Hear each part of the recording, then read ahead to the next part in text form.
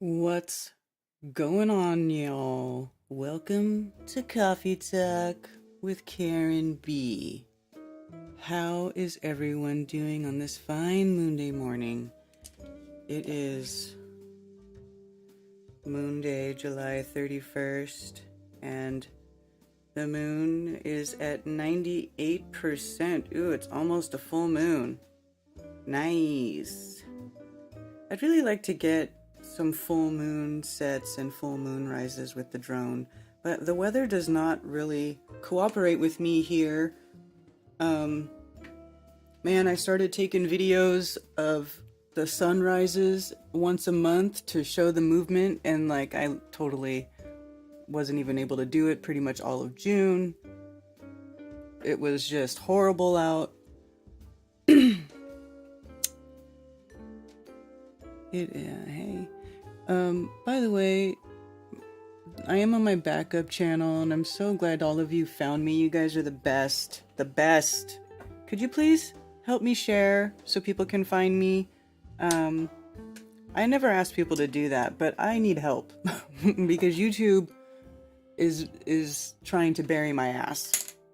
So if you want people to find me on YouTube, can you guys help me out and share? Please, thank you.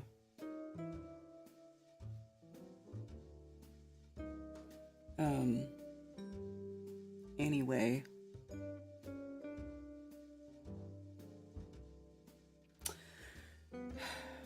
Let's see, who's here? Who made it?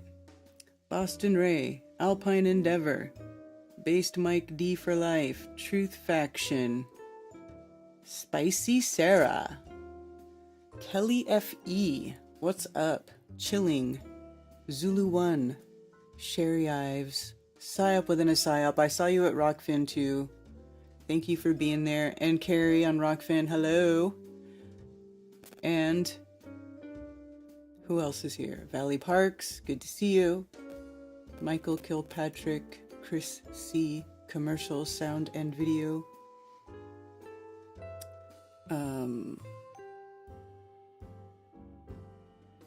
Yeah, it's good to see y'all. Mojo Shop is here. Aisling 717, Cammy, my most favorite person. Griffin is here too.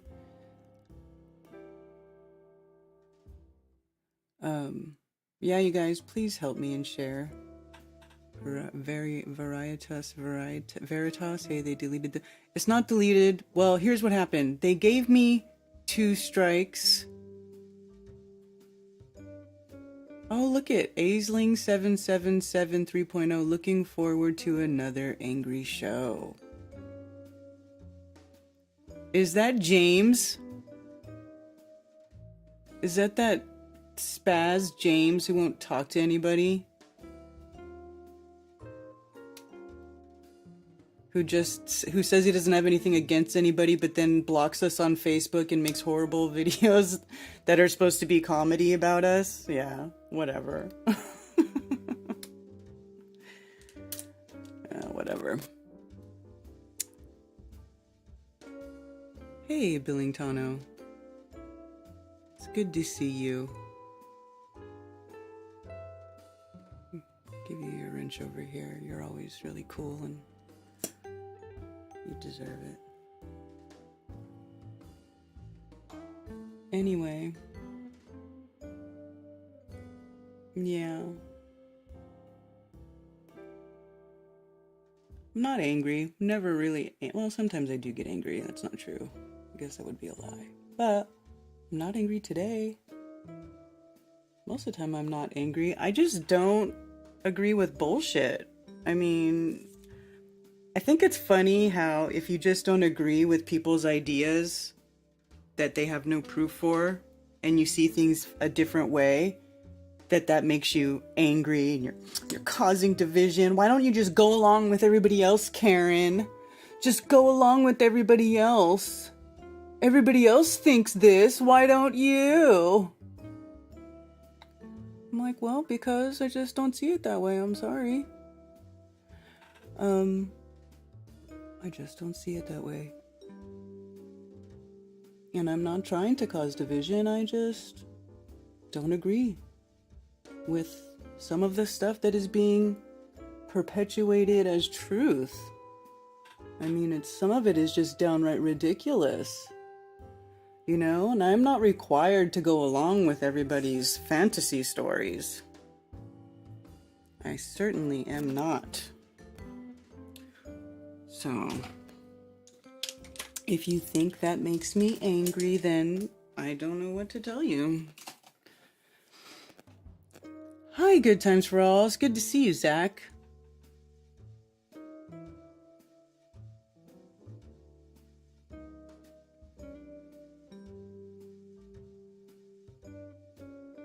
Shock of Society's NPCs.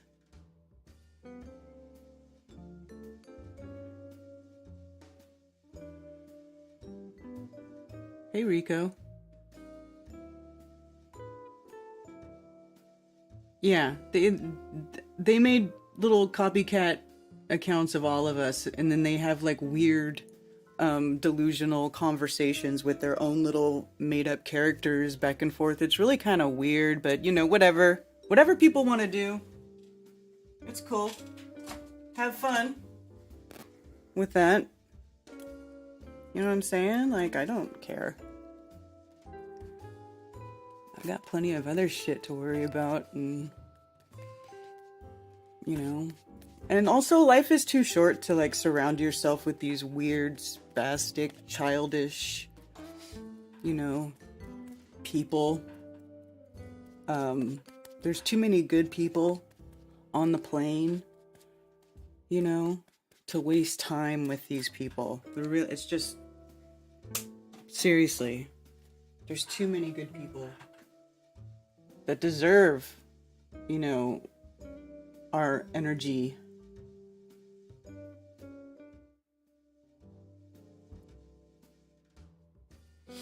How are y'all doing? Good to be here. It's nice to see you. Welcome to Angry Talk with Karen B. Hi, all you lovable weirdos. Yes, yes.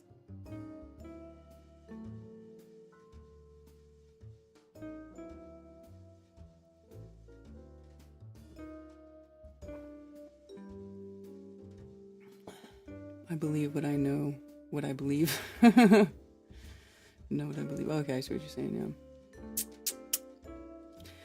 yeah. So anyways, thank you for watching if you're on any of these other platforms besides YouTube. Tony Coriolis and Danik Smither over there on Rockfin. Good to see y'all.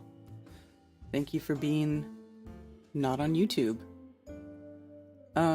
Yeah, so as you guys know, my main channel, I don't know if I finished telling you, but my main channel it's not deleted, but here's what happened. They gave me a strike for a video that I'd had on my channel for probably like 4 years, literally like 4 years. It was a flat earth video, and it was taken down, and it was called hate speech. And so, whatever. It was a video of Owen Benjamin's awakening. I don't really remember everything he said in it, but I remember it being very, just strictly flat earth, because it sat there through the entire pandemic and was not, and nothing. It had like 80,000 views. Okay, whatever, that's gone. So then, whenever they give you a strike, they take your channel down for a week. You can't stream, but the strike is on your channel for 3 months. So if you get another strike within that 3 months, you then have 2 strikes. And if you get 3 strikes, they remove your channel completely. So I got the first strike, and then 8 days later, I got a second strike on that channel for another video that was also years old, flat earth, and I don't think it had very many views, but it was an old video, and it was only about flat earth, and Flattoberfest. It said Simon Douche uses flat earth for money and early bird Flattoberfest tickets or something. Like, it was a stupid little stream video. Like, it wasn't even anything important, and I got a strike for that. I don't hardly even remember that video being on there. So now I have 2 strikes on that channel. So what I did is I hid my channel. I took it down myself because I don't want any more strikes. and I'm trying to just lay low so they don't remove my channel completely. So I'm sorry, the Karen B channel is not there right now. It's just hiding out. It's there. It's still there, but I just don't want, you know, this always happens right before my event. So I have my event here. You see, I put on this event every year. It's called Flattoberfest. It's a flat earth event. It's like the only really huge flat earth event that goes on every year. It's, for the first time now, we're international and we're in Las Vegas, and it's like the best time to be advertising this event to get people to come to, you know, from all over, right? We can get as many people from all over as we possibly can, and right now they're censoring me, so my channel is down and I can't promote my event, and it happens almost all the time. Right before my event, I'll get 30-day bans on Facebook so that I can't post any, you know, pictures or links or videos or anything in any of the groups or any of the big pages that we manage, you know. So it is what it is. You know, people want to, you know, stupid, that dumb fuck Tucker Carlson goes on camera and he's like, nobody cares about if you talk about flat earth. Nobody cares.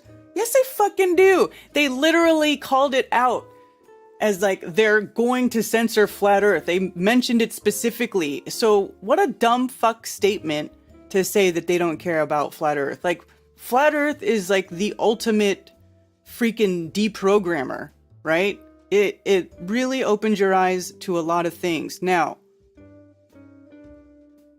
I think it's just stupid. What a stupid statement for him to say that nobody cares if you talk about flat earth. Nobody cares? Well, then how come Kyrie Irving doesn't talk about it openly and people don't, and he can't without getting shit, you know, like his sponsors and stuff? How, you know, how come there's so many celebrities that we know of behind the scenes who are flat earthers, but they don't come out publicly? Why? Because they'll get shit. People do care. People think you're a retard if you talk about flat earth. So anyway, is that angry enough for you?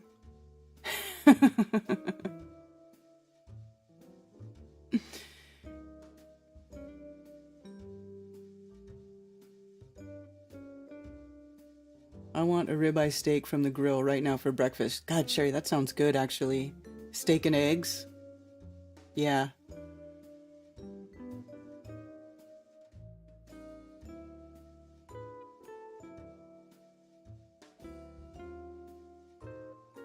Well, thank you, Boston Ray. Does anybody know if that is that stupid butthole?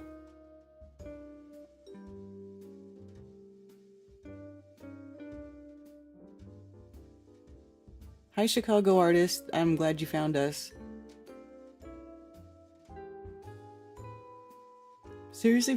I don't think you're a retard. Mike D, don't worry. We don't think you're a retard.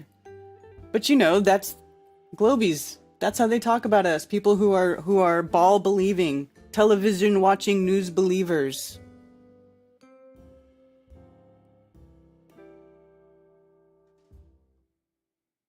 He said believing in FE is a mental deflation. Yeah, he says that because if he said anything that was like remotely you know, adjacent to flat earth, there's tons of people that follow him and give him money. I mean, he's got hundreds of thousands of subscribers now. He's got like what, like almost 300,000 subscribers, and that's his source of income is, you know, that. So and I know from personal experience that income from YouTube is not very much. Well, for me, he's got way more subscribers than me. But I know that even some people who have a lot of subscribers still don't make that much money from YouTube. Like, it's just most of like anytime that there's any substantial money that comes from YouTube, it's because people subscribe to the channel or because they super chat. But as far as like ad money from YouTube, it's like, for my channel, for the Karen B channel that I usually stream on and stuff, it's maybe like $100 a month. So like now, it doesn't even pay for not even one trip of to the grocery store.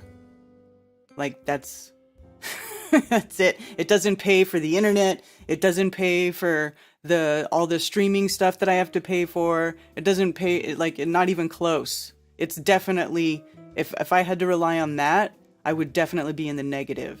I'll just say that.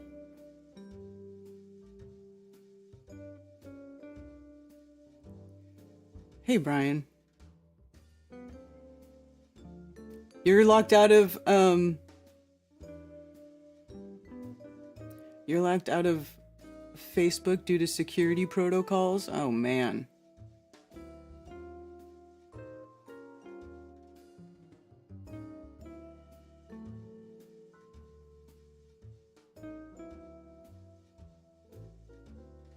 Whatever. I'm not gonna believe that guy. He wouldn't even talk to any of us. To this day, he wouldn't, like... And the only time he did talk to anybody was that stream with Rose. And did you see that? What a spaz, man. And then they want to say that I sound angry? Whoa. Whoa. They changed the rules. You don't qualify for AdSense anymore? Really? Greg, don't you just have like a vintage San Diego channel? It's not even anything controversial, is it? Or what did you do? Did you start putting controversial stuff? Because I thought you did like that vintage San Diego page.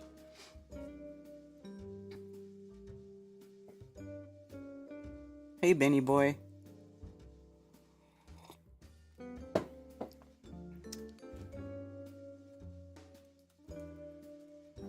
Let me open my phones,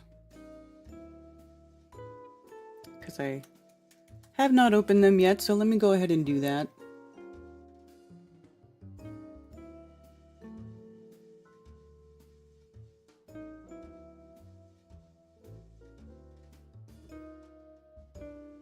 Welcome to the conference center.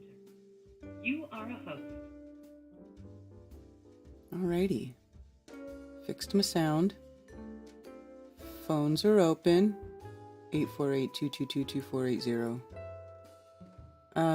So yeah, I made a little video yesterday. Triggered some folks.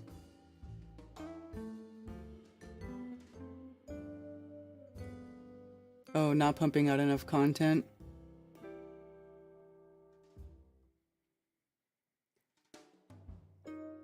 My brain wants to pop. Let's solve something.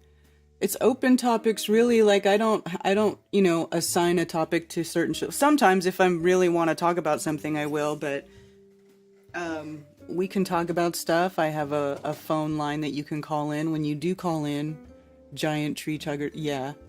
Yeah, you know, it's funny because, so I made a video just about one specific subject under the giant tree thing, right? Because I always see people saying, the giant trees are in the Bible, and the Book of Enoch talks about the giant trees, and the angels cut down the giant trees, right? So, but when you actually look at what those things say, nowhere in there, number one, the two instances where it does describe trees as overly huge, like immensely huge, one is in a dream, Nebuchadnezzar's dream, and the other one is Ezekiel, where they are making a comparison to Assyria, the Assyrian whatever, right? It's talking about who will you be compared to as a cedar of Lebanon, and then it goes on to describe how big and reaching it is, like a tree. And, you know, a lot of things are compared to trees as branching out and reaching, and because that's what they do. You know, the tree branches out, the tree's trying to absorb as much sun as possible, and the roots branch out to give the tree stability to be able to stand and withstand all of the wind and the different forces and stuff that come against it, right? So, anyway.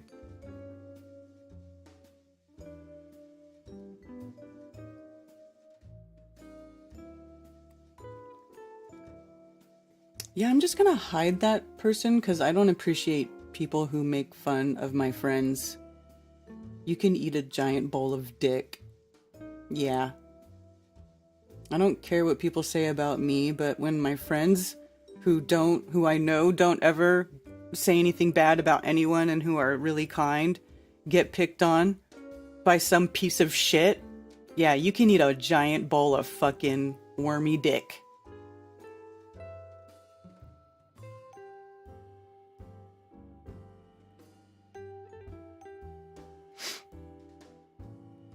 Just saying. Giant grapes in the Bible. Giant plants. Okay, what verse? Let's look at it. Come on, let's read it. Let's solve something. First of all, grapes go on vines. So, if that's not a tree, that would be a vine. But let's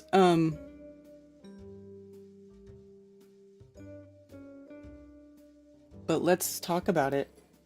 Let me search grape. Grape harvest.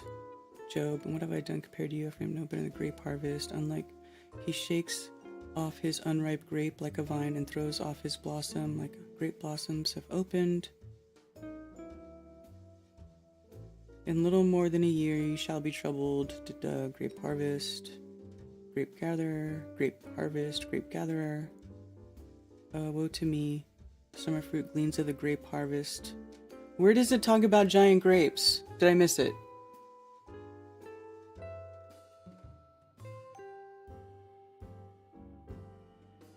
There are no giant bowls of dick on Effie.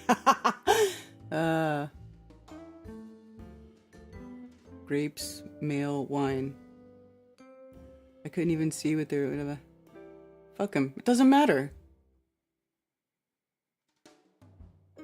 See? Yeah, you guys are just... fuck off. Like, seriously. Nobody cares. We don't care. You know, for a minute, we cared. We were ready to, you know, back you guys up. But you wouldn't talk to us, and then you just shit all over us and treated us like we were the ones who did stuff to you when none of us did anything to you. We didn't even know what was going on. So, if you want to just alienate yourself and then turn around and talk shit and be just shitty and just say, oh, it's comedy, and hide under the guise of comedy and do basically the same thing that your fallen idol Owen Benjamin does and be the same piece of shit that you... claim to loathe so much, well, you know, have fun with that. You can just wallow in that like a pig in shit. We don't care.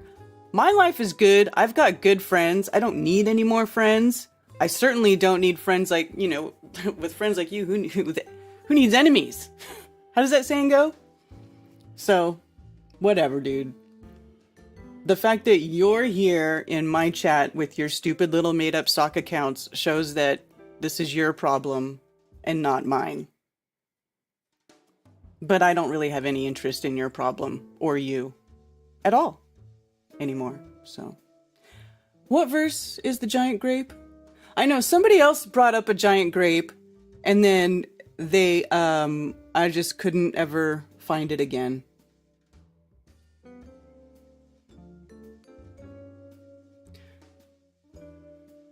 Yeah. Who cares?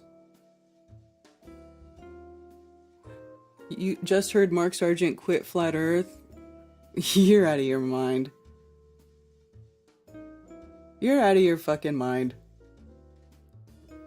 Mark is one of my best friends.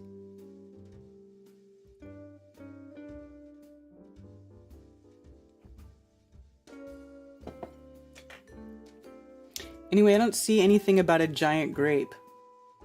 He separates himself from... Let me search... on Bible. What version am I in? Let me go and see if it brings up a different search in the King James Version. Grape. Just searching grape. 8 verses. And thou shalt not glean thy vineyard, neither shalt thou gather every grape of the vineyard. And thou didst drink the pure blood of the grape. He shall shake off his unripe grape as the vine, and shall cast off his flower as... Is it from this one? The fig tree putteth forth her green figs, and vines with tender grape give a good smell. Arise, blah, blah, blah. Let us get up early to the vineyards. Let us see if the vine flourish, the tender grape appear. No. The afore harvest, when the bud is perfect and the sour grape is ripening in the flower, he shall both cut off the sprigs and pruning hooks, and take away and cut down the branches. In those days they shall no more. But everyone shall die for his own iniquity. Yeah, I don't see anything about giant grapes, but I want to explore Job. Because this might be another allegorical thing where they're like, Job does not fear God. No, wise man having knowledge, belly of the beast wind. For thy mouth uttereth thine equity, and thou choosest the tongue of the crafty. Baba. With us are both gray-headed men.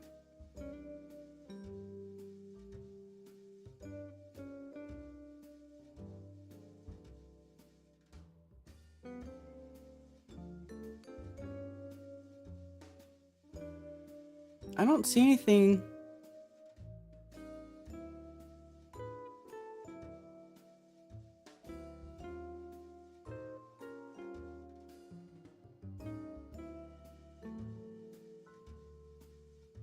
For he stretcheth out his hand against God, and strengtheneth himself against the Almighty.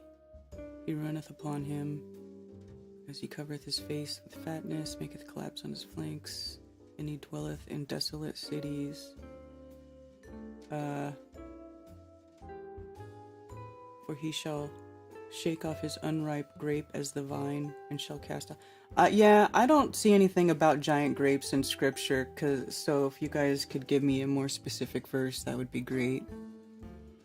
It took 2 men to carry it. I thought maybe it changed. I've never heard about that, so I can't tell you either way. Someone took a giant grape and squished it. It fermented the juice and bottled it, and now I'm drinking it. Nice.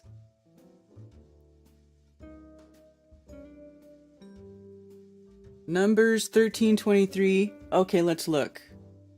Numbers 13:23.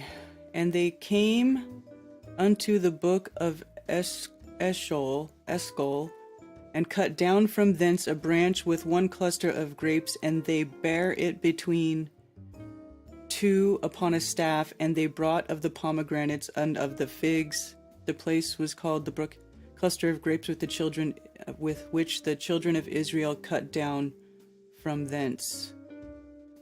And they ascended the south, came to the Hebron. He was 7 years before Egypt. Well, this doesn't say the giant grapes. First, right? Okay, well, let me search. Okay, let me do a search of grapes then, not just grape. How about that? I guess I should be searching grapes too, so let's try this. Okay, here we go. 33 verses. And in the vine were 3 branches, and it was thought it budded. Her blossoms forth clusters there brought forth grapes. I took the grapes. Oh, here we go. And the Pharaoh's cup was in my hand. I took the grapes and pressed them into Pharaoh's cup. Blood of grapes, gather grapes, nor the grapes. Liquor of grapes. First ripe grape. And the land, and what the land is, whether it be fat or lean, whether there be wood therein or not, and be ye of good courage, and bring of the fruit of the land. Now the time was the time of the first ripe grapes, and a cluster of grapes. And they bare it between 2 upon a staff, and they brought of the pomegranates and the figs. That's cluster of grapes cut down. When thou comest into thy neighbor's vineyard, thou eatest the grapes, fill thy pleasure. When thou gatherest the grapes, betroth a wife. Plant a vineyard, and shall not gather the grapes thereof, nor gather the grapes. Grapes, gleaning of the grapes. And they went out into the field, gathered vineyards, and trode the grapes. Oh, no, go back to search.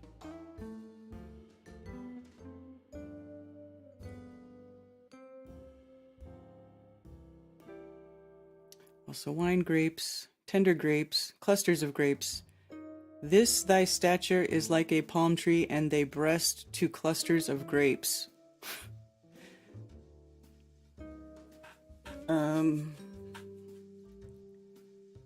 Shaking of the gleaning grapes shall be left in it. Shaking of the olive tree.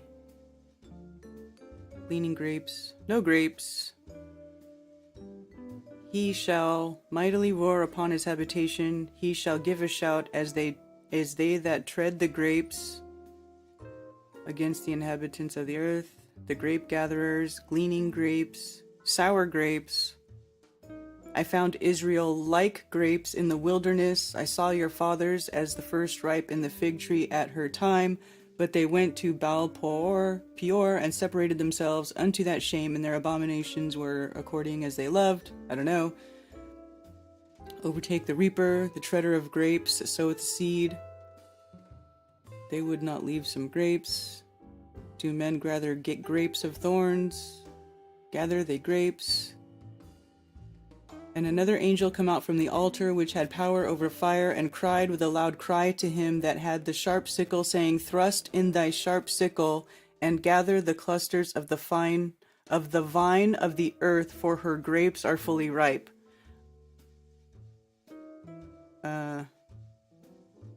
Okay, well, I still don't see anything about giant grapes.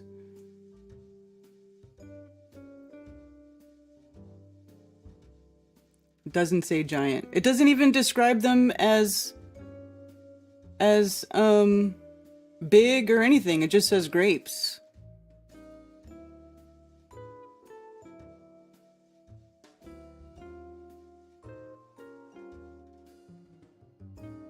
I'm drinking a few glasses of Jesus grapes now. Mark did not go back to the globe. You know what? Shut the fuck up, dude. Please shut up and just go away. Mark Sargent is one of my bestest friends. I would know if this were true. No giant grape in the Bible. They're misinterpreting it. I agree, Michael. They misinterpret all kinds of stuff.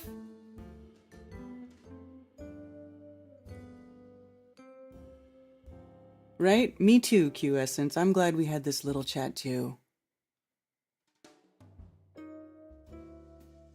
Vegas, baby, Vegas. 2 years, globe sober here.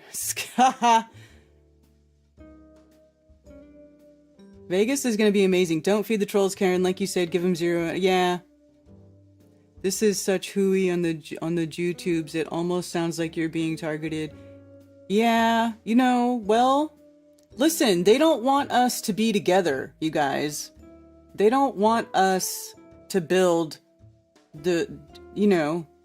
what we're doing. They don't want us to do. That's why the whole time that there was a pandemic and they said, you guys, no big, large gatherings, social distance, wear a mask, don't go out together. Yeah, that's why the whole time they were saying that, I did the complete opposite, and I continued to have large gatherings that did not require masks or social distancing, and we all hugged and ate, drank, and be merry, and we had a great freaking time, and we're going to continue to do so, okay? And this time, we're doing it in Vegas, baby, Vegas. Video is a Conspiracy Tunes channel. Oh, well, I believe that guy. There are Christian Soldier. There are giants. Absolutely. Listen, I do not refute giants. I do refute Titan-sized trees. I refute mountains being trees. I do not believe mountains are trees. And yeah, that's about it.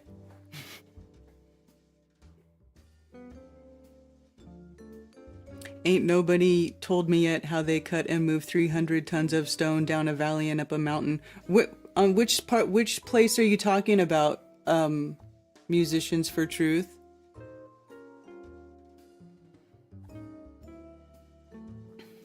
I'm just curious, are you talking about a particular place? Let's talk about it, man. Let's do this on a case-by-case basis. Let's chip away at it, because seriously, dude, The things that are being said are absolutely ridiculous. Like giant trees making gold. Absolutely ridiculous, dude. Ridiculous.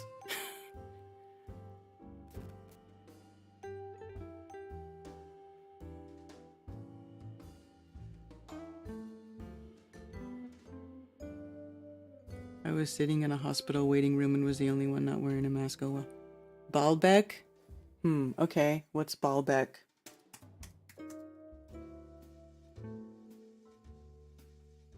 Okay, I'm gonna start with Sheeplepedia and get the breakdown. Baalbek, Indiana, United States. Oh no. Differentiate. Aramaic. City located east of the Litani River in Lebanon's Bekaa Valley. About 67 kilometers northeast of Beirut is the capital of Baalbek. Greek Roman times was also known as Heliopolis, Sun City. Baalbek had a population of 82,608. That's a very specific number. Mostly Shia Muslims, followed by Sunni Muslims and Christians. It is home to the Baalbek Temple Complex, which includes two of the largest and grandest Roman temple ruins, Temple of Bacchus and the Temple of Jupiter. Oh, cool. It was inscribed in 1984 as an UNESCO World Heritage Site. A few miles from the swamp from which the Litani and the Operonia flow, Baalbek may be the same as the Manba al-Nahran, source of the two rivers, the abode of El, and the Ugaritic Baal cycle. What is that? Canaanite god Baal, a storm god associated with fertility.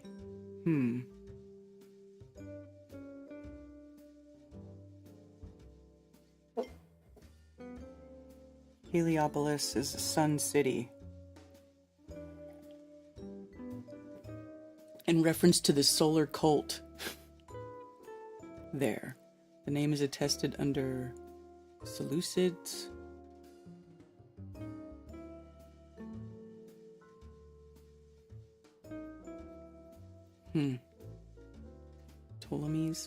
Ptolemaic Kingdom. Ptolemaic Empire was an ancient Greek state based in Egypt during the Hellenistic period, founded in 305 BC by Ptolemy, companion of Alexander the Great, and ruled by Ptolemaic dynasty until the death of Cleopatra. The VII. Is that 7? Yeah, that would be 7. However, names of Levantine towns. Lebanon, huh? Ancient Lebanon? Lebanon?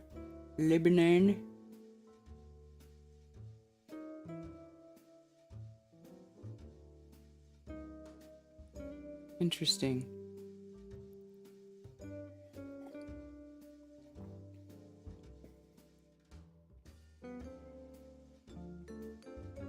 Prehistory.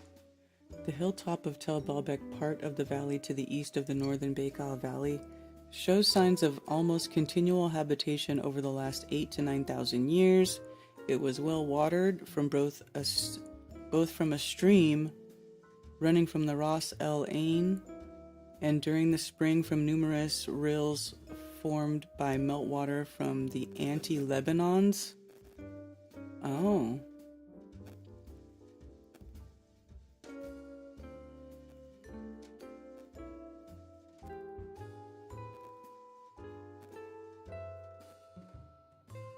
So this is what the temple supposedly looked like.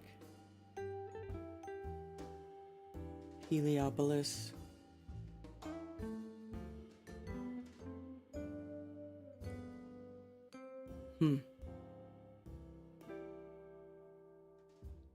Why is that?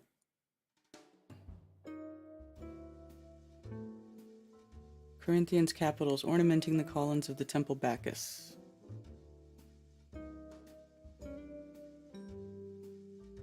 Cool.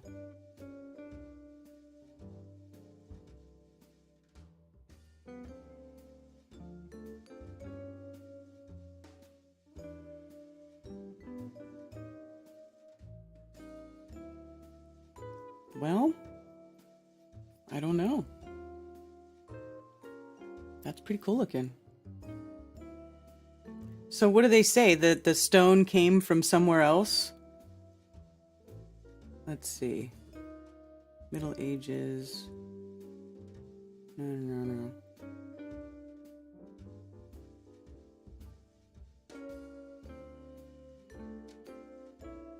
In 77, Jean-Pierre Adam made a brief study suggesting most of the large blocks could have been moved on rollers with machines using capstains and pulley blocks, a process which he theorized could use 512 workers to move 557 tons block.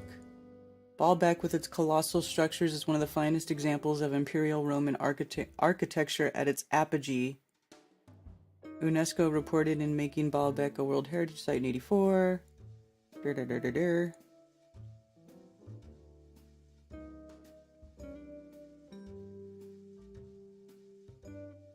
Later excavations under the Roman flagstones in the Great Court unearthed 3 skeletons and a fragment of Persian pottery dated to the 6th and 4th centuries BC. 3 skeletons? What skeletons? Largest stone at Baalbek uncovered 2014. Oh, I know this picture. Okay. Yeah, man.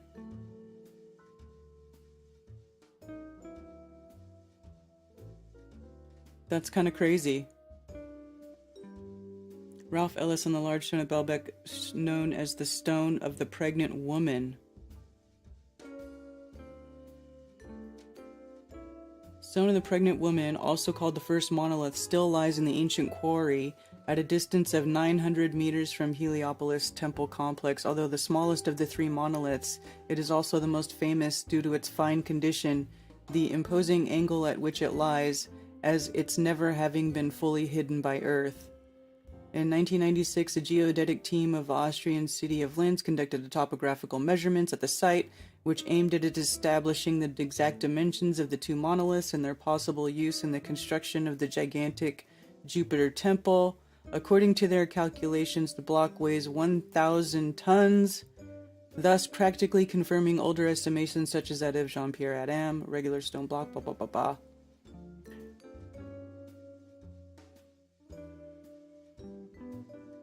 There are multiple stories behind the name. One says the monolith is named after a pregnant woman who tricked the people of Baalbek into believing that she knew how to move the giant stone if only they would free her until she gave birth.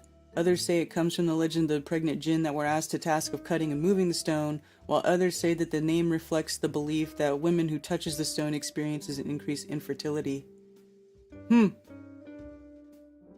So wait a minute, these big stones are still at the quarry? They never even left the quarry? Is that what is it saying though? Because 6 massive Roman work stone blocks by megalithic gigantism and unparalleled in antiquity. The smallest 3 are part of a podium wall in the Roman complex of the Temple of Jupiter Baal, Heliopolitan Zeus, on Tel Baalbek, and are known as the Trilithon. Each of these is estimated at about 750 to 800 tons. Forgotten stone. They are in reverse order, 1st, 3rd, and tied 5th. Largest known stones ever quarried in human history. They are believed to have been intended for the nearby Jupiter Baal complex, possibly as an addition to the Trilithon, but perhaps due to their size were never removed from the quarry. Okay, so they're still in the quarry. So nobody moved those. They just, maybe they used them to cut from. They have not been used since their extraction in ancient times. Numerous archaeological expeditions have gone to the site starting in the 19th century, blah, blah, blah. So they never moved ones this big. These are still in the quarry.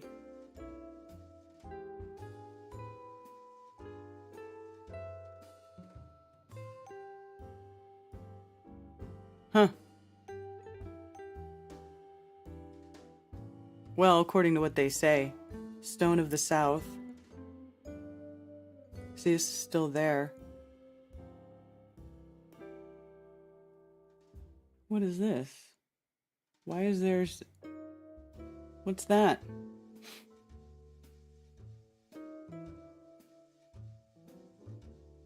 Why is there cement with rebar sticking out of it right there?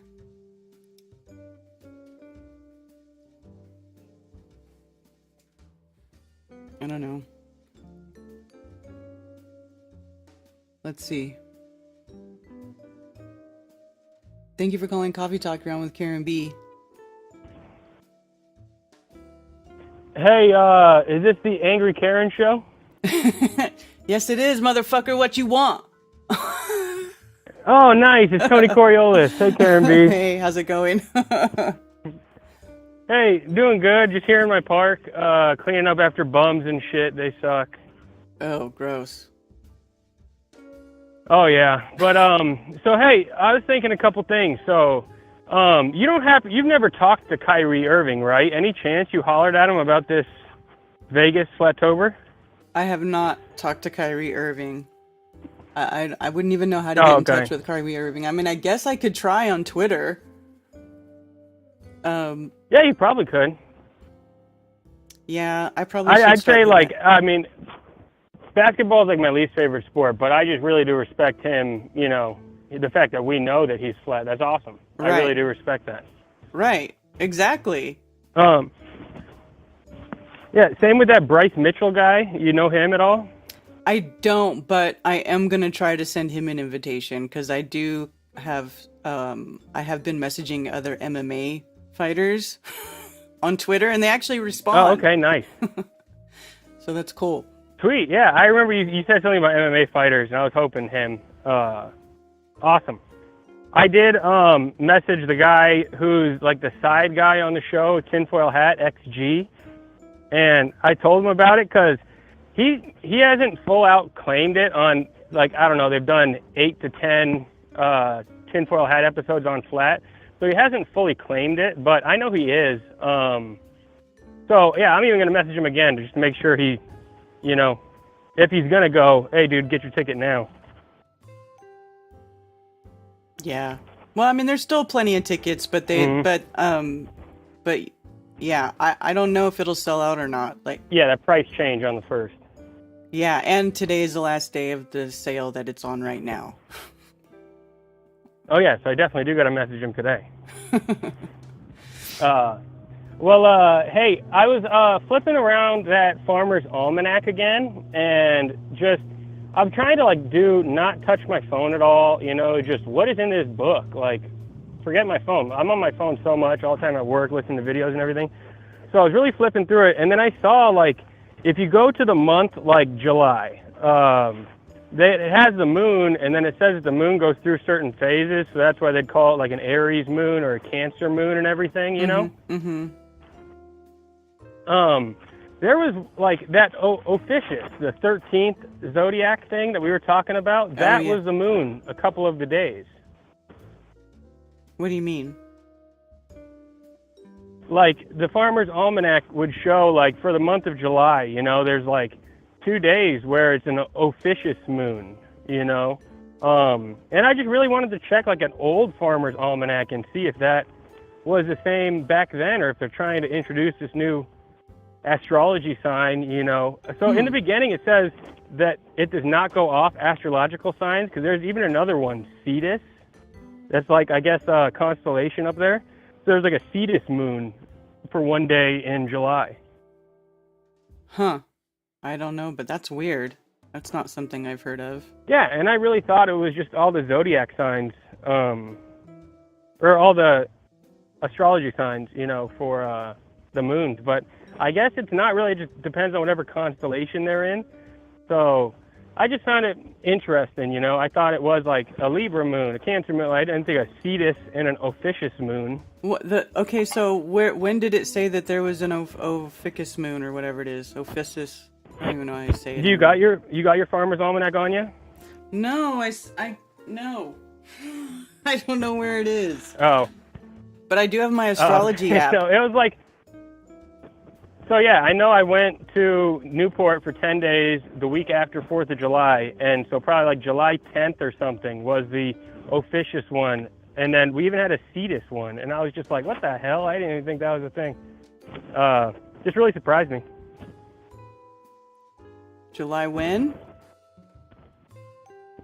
The second week of July. Huh. Are you on the thing that says like the sunrise time and everything for July? Well, I was looking in the astrology, the Astro Gold app to see if it says anything about that, but that doesn't even come up, that name. But I don't know. Yeah, it was just like for each month, they have, that's where I saw that the Go Fast rocket had whatever day that was marking the anniversary. So the other day associated with that, July, they tell you like the sunrise time and the moon, what constellation is going to be in, and then they abbreviate it. And if you got to flip to the front to see what the abbreviations mean. But it says in the very front, it does not go off astrology signs. But I just got a bunch of questions on it, So I'll kind of fine tune my questions a little more, hit you with more details on that. Okay. All right, cool. Yeah. Hey, did you happen to check out that Van Morrison stuff since last week? No, I didn't. I still have to. I'm Okay, well, you got a homework assignment from Tony Coriolis. Check him out. All right. All right. All right. Okay, well, hey, I'm here clearing out this grate that bums through an absurd amount of trash in, so I got some work to do. Thank you for taking my call, Karen B. All right, thank you. Have a good day. All right. Later, Angry Karen. Later. Angry Karen.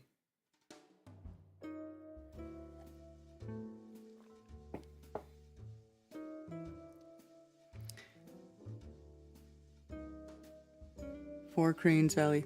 Let's see.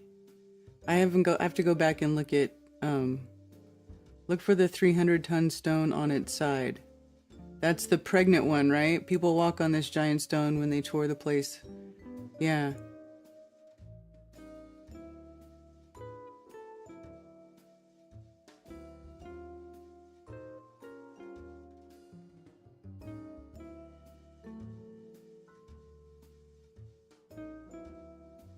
You know what, dude? I'm just so tired of your stupid shit. Just go away. Go away. Are we drinking wine this morning? In Persia.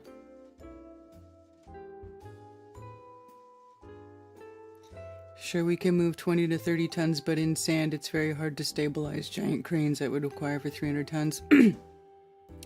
Well, it doesn't look like they moved it, though. They're saying it's still in the quarry. It could have just been knocked over. Molded and casted. Roman my ass. That's the one. Never work. 1,000 tons is really heavy, that's for sure. Liked the no giant trees in scripture video, Karen. While I like the idea of giant trees, I agree there's no evidence discernible in those texts. Evidence will have to be found elsewhere. Thank you, Darren.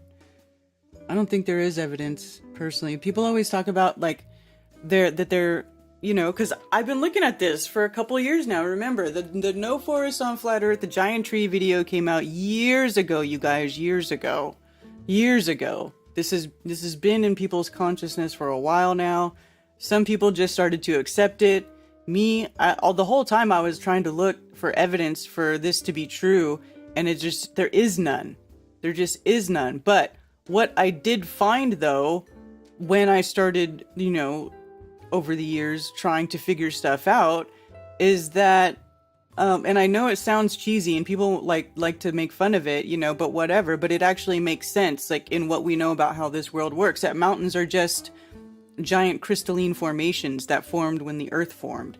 Possibly some of them formed during the Great Flood, when the earth was underwater. And if you look at the Great Flood too, like it says in there that, you know, people think it was just 150 days, but if you actually look at the age of Noah and the timeline, the earth was underwater for almost a year, right? So it filled up. It was like at its peak at 150 days, but it wasn't until like the following year and the second new moon or whatever, if you look in scripture, we can go over it and look at it. It was like a full year later that they were finally to say, okay, the earth is dried out. So a year of being submerged in water, you know, for these things is plenty of time for there to be some, what is it called, Cami? Epigenetic growth after the fact, extra, you know, mega structure, crystalline growth during the flood, the world flood, when everything was underwater, water, which is the carrier for these minerals that, you know, reintroduced that super saturated crystalline slurry, kind of brought the earth back to the whole great deep. Remember in the beginning it says it's the great deep, right? The formless deep. That's the slurry. That's the crystalline slurry. This is how crystals grow. We know this. We know this. We can watch it happen. Okay? So it makes sense to me that the initial land masses are just, you know, because of the fractality of the universe, it is the largest and initial crystal growth. It's the first form of life here in this realm.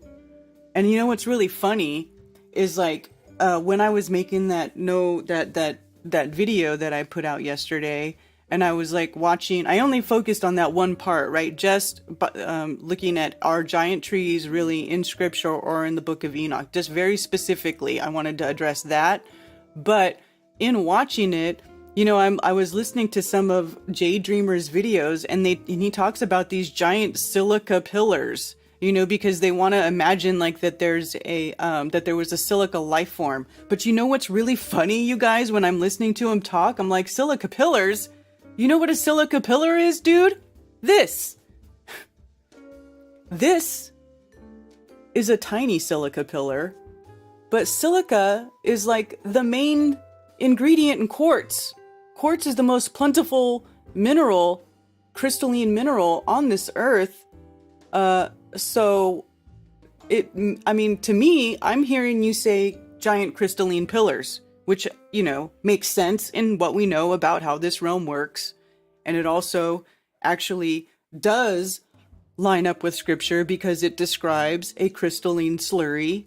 It describes a formless deep, right? It describes a formless deep in which all things start to arise, like water starts to come up from, you know, land starts to come up out of the water. It grows, just like crystals in a crystal slurry grew. It's very simple. So when you see these giant mountains that have flat tops, you should know that crystals and minerals, many different types of crystals and minerals, grow in columnar formations, pillar formations, and they self-terminate to a flat top. And you don't need any sort of fantastical mystery environment, you know, vapor canopy thing, mystery to support giant trees. You don't have to have giants, you know, of undescribable size with, you know, you don't have to have a giant axe, a giant wielding a giant axe. You know, you don't have to explain where the rest of the tree went because there was no tree. It's just the way that the earth formed. And, you know, everything is of the same source. Also, you know, and rings too. People go, oh, how it has rings. Crystals grow in ring formations. They have rings. They grow in a spiral. Actually, not unlike the way plants grow. It's just a different process. So yes, it looks similar, but it doesn't mean that it is a tree. And I don't understand why people think there would be trees that are so big that it would literally block the sky. I mean, we need the things that are in the sky for life, like the sunlight and the stars and the moon and all that stuff, for signs and appointed times, and to tell when and where we are in the year, the seasons, right? But then you're supposed to be supposedly living under the shadow of a tree so big that you can't even imagine the size of it, that it reaches to the heavens. Like, it just doesn't make any sense.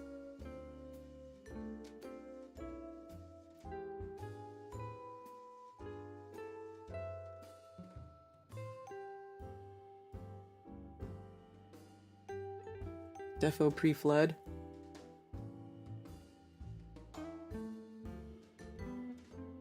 How do you cut under 300 tons? Well, that's what I'm saying. That pregnant stone one, this one looks like it probably fell over. You know, this could have, I wonder if it was, I mean, and they could cut, if it's leaning in such a way, I mean, I guess they could ship under it and get under there. I mean, look at how tiny the people are. I mean, it's not, this also doesn't have as sharp of a line at the bottom.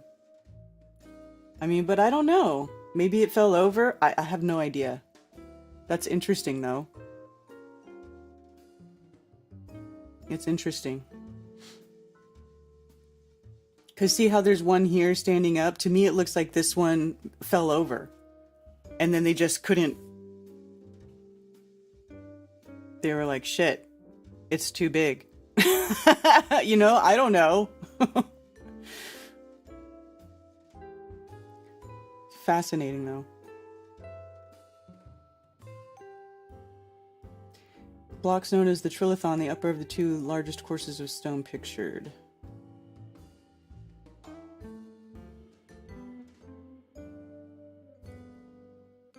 Yeah, that's fascinating.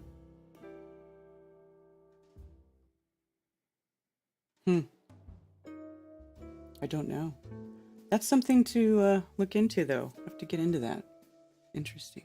I like those ancient megalithic sites.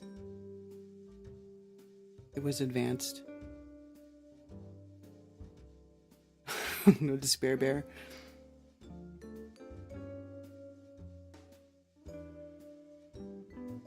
Sidereal gardening. Yeah, I haven't got into that yet. I need to learn more about that. I haven't taken the time.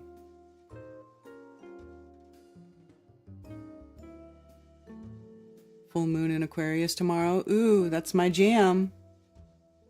I'm an Aquarius moon.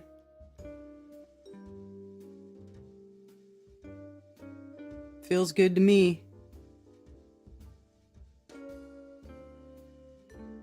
Effie actually started with whenever the first aware human was put here. Exactly, Dave Hinkle. Exactly.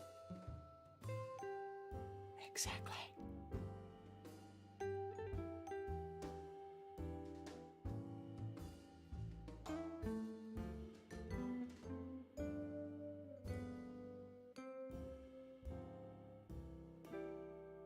Makes sense of this nonsensical realm. The one that cracked in half? Which one cracked in half? It has a massive break in it. Which one?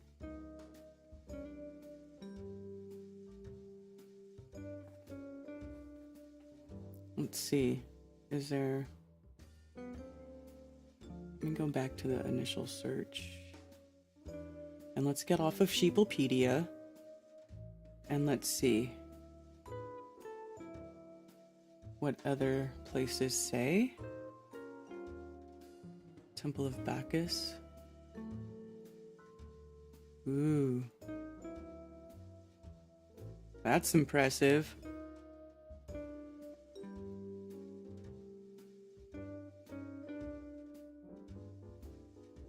I wonder what the roof of these were. Or even if they had roofs to begin with. I gotta wonder. I wonder what it looked like when it was like brand spanking new. Here we go, Baalbek stones. Looks like they've been digging out from under it.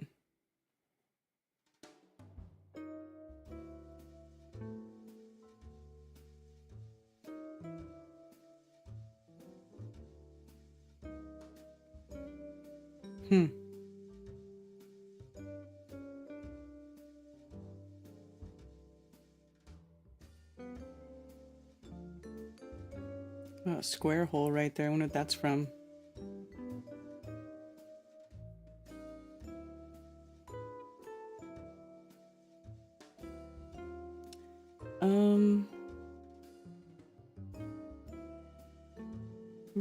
I don't know. That place didn't really... World Heritage Center. Oh, here's UNESCO. themselves. Let's see.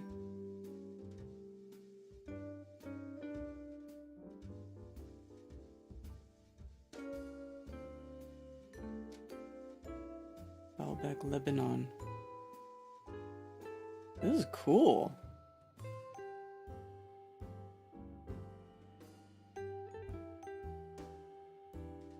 Now they're pillars.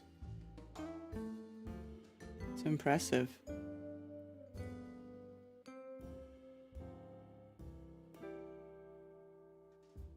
Wonder if they ever had, if they had roofs. Must have cracked when they were cutting it out of the quarry. It could have.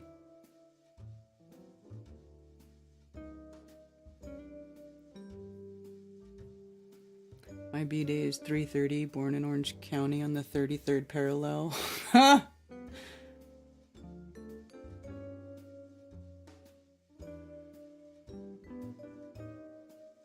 Thank you for calling Coffee Talk. You're on with Karen B. Hey, it's Dennis. How's it going? Hey, Dennis. Good. How are you? All right. My wife just made me some coffee with caffeine. It's, I think if I'm not mistaken, I'm 3 hours earlier than you. If you're on the West Coast, yeah. Yes. I had, based on what you were talking about, I had two things to mention. One about what you were saying about mountains and crystals. That one just more brief. And the other, the main thing I wanted to mention had to do with ancient buildings and stuff. Okay. Anyway, yeah, just at a glance, you were saying about this formation of mountains. I didn't think that was absurd or anything. I just, in contrast, it's at least plausible. I don't know of anything at a glance that would cause me to dismiss it, because it's reasonable and it fits with known facts. Now, if I could just briefly contrast it with two ideas that are very speculative and obviously wrong that have come up in association with the worldwide flood in Noah's time, are I'm talking about continental drift and also the ice ages, both of which I find absurd. I think the continental drift became mainstream in the mid-20th century, and the ice age idea became mainstream in the 19th century. But I think it's the best I've found. Henry Howarth, a British geologist, wrote books about 100 years ago. I think one of them's called Ice or Water, and I forgot the name of the other, like 1890s and early 20th century. But Henry Howarth is his name, and he wrote books refuting the Ice Age. And one of them has a history of it as an obscure theory, even going back to the 1400s or 15th century. And the same thing parallel with the theory of continental drift. It goes back to like the 1500s, and it only became mainstream in 19th, 20th century. And the creation science movement, I'm talking about the one that became popular in the 1960s with Henry Morris, and I'm talking about people who mainly are like conservative evangelicals, not only them, but especially through them, that are heliocentrists, but they're creationists.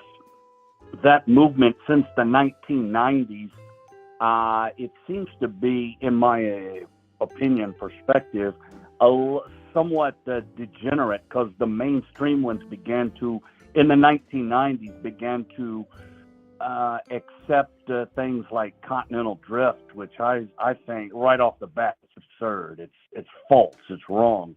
But the origin of that movement is, at least among Protestant denominations in the early 20th century, the Seventh-day Adventists, more than any, had been active in creation science and in flat earthism as well, as far as early 20th century, and it moved as far as in American society more than any other single denomination, at least at that time. But anyway, the continental drift is those are two theories that I think are, like the melted bricks and stuff. Those are more mainstream and more widely accepted than that today, unfortunately. Mm-hmm. But those are also associated with I've visited. There's a Protestant group that's been around a while here in Portland, Oregon, and there's another one in Seattle. I think the Discovery Institute in Seattle and the Design Science Association in Portland, Oregon, and they hold monthly meetings. I've visited one. I haven't visited Discovery Institute yet, but the Design Science Association, I went to one of their meetings, and I noticed flat earthers generally, I don't know of any, I can't think, maybe there is, but I can't think of a flat earther offhand that's an evolutionist. All flat earthers, even ones that maybe even call themselves at times agnostic or atheist, I'm not going to try to explain it, but they consider themselves creationists in their belief. They reject Darwinism and evolution, biological evolution, in all its forms that I see. And the creation science movement, the heliocentric one, it's obviously in every way it's an anemic, dumbed down form of the flat Earth movement, taking only parts of it. And then anyway, they mainstream accept ice ages openly, and the early 20th century, like Henry Morris, and he was late 20th century, but the mainstream creation scientists, the well-known ones, rejected continental drift and the ice age.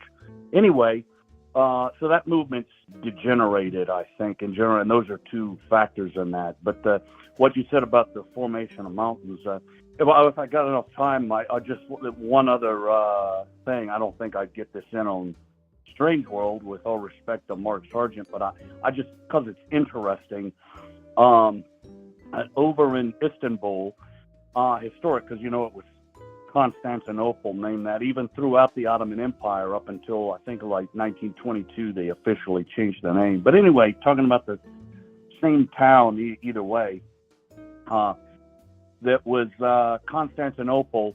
The western walls of it, they have one to defend the city or barricade the city from the west, because on three sides it's surrounded by water. Anyway, there was one built in the 300s by Constantine, known as the Wall of Constantine, that stretched from the Golden Horn south to the Sea of Marmara.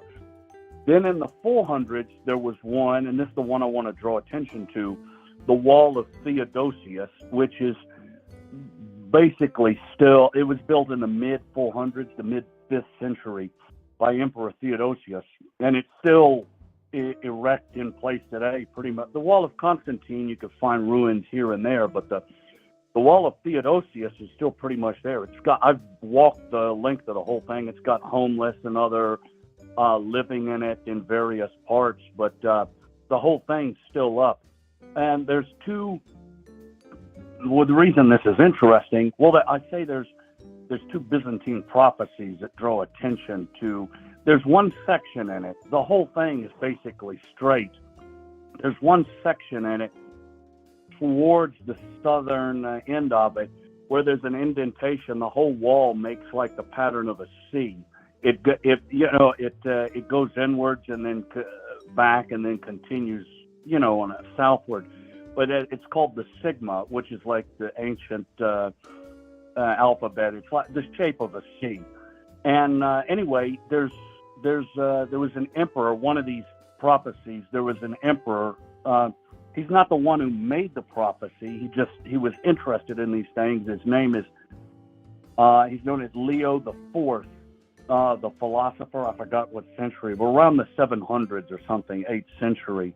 He was the father of Emperor Porphyro. But anyway, Leo the philosopher, the emperor, he's the one in an icon when the Hagia Sophia, the famous church of wisdom that Justinian built back in the 500s, that he's on an icon, and he's without a halo on the icon. He's not a saint in the church, but there's an icon when you enter into the nave, which is the main part of the church, a very prominent icon. It's above the door. It's got Christ enthroned, and he's on his knees at the foot of Christ.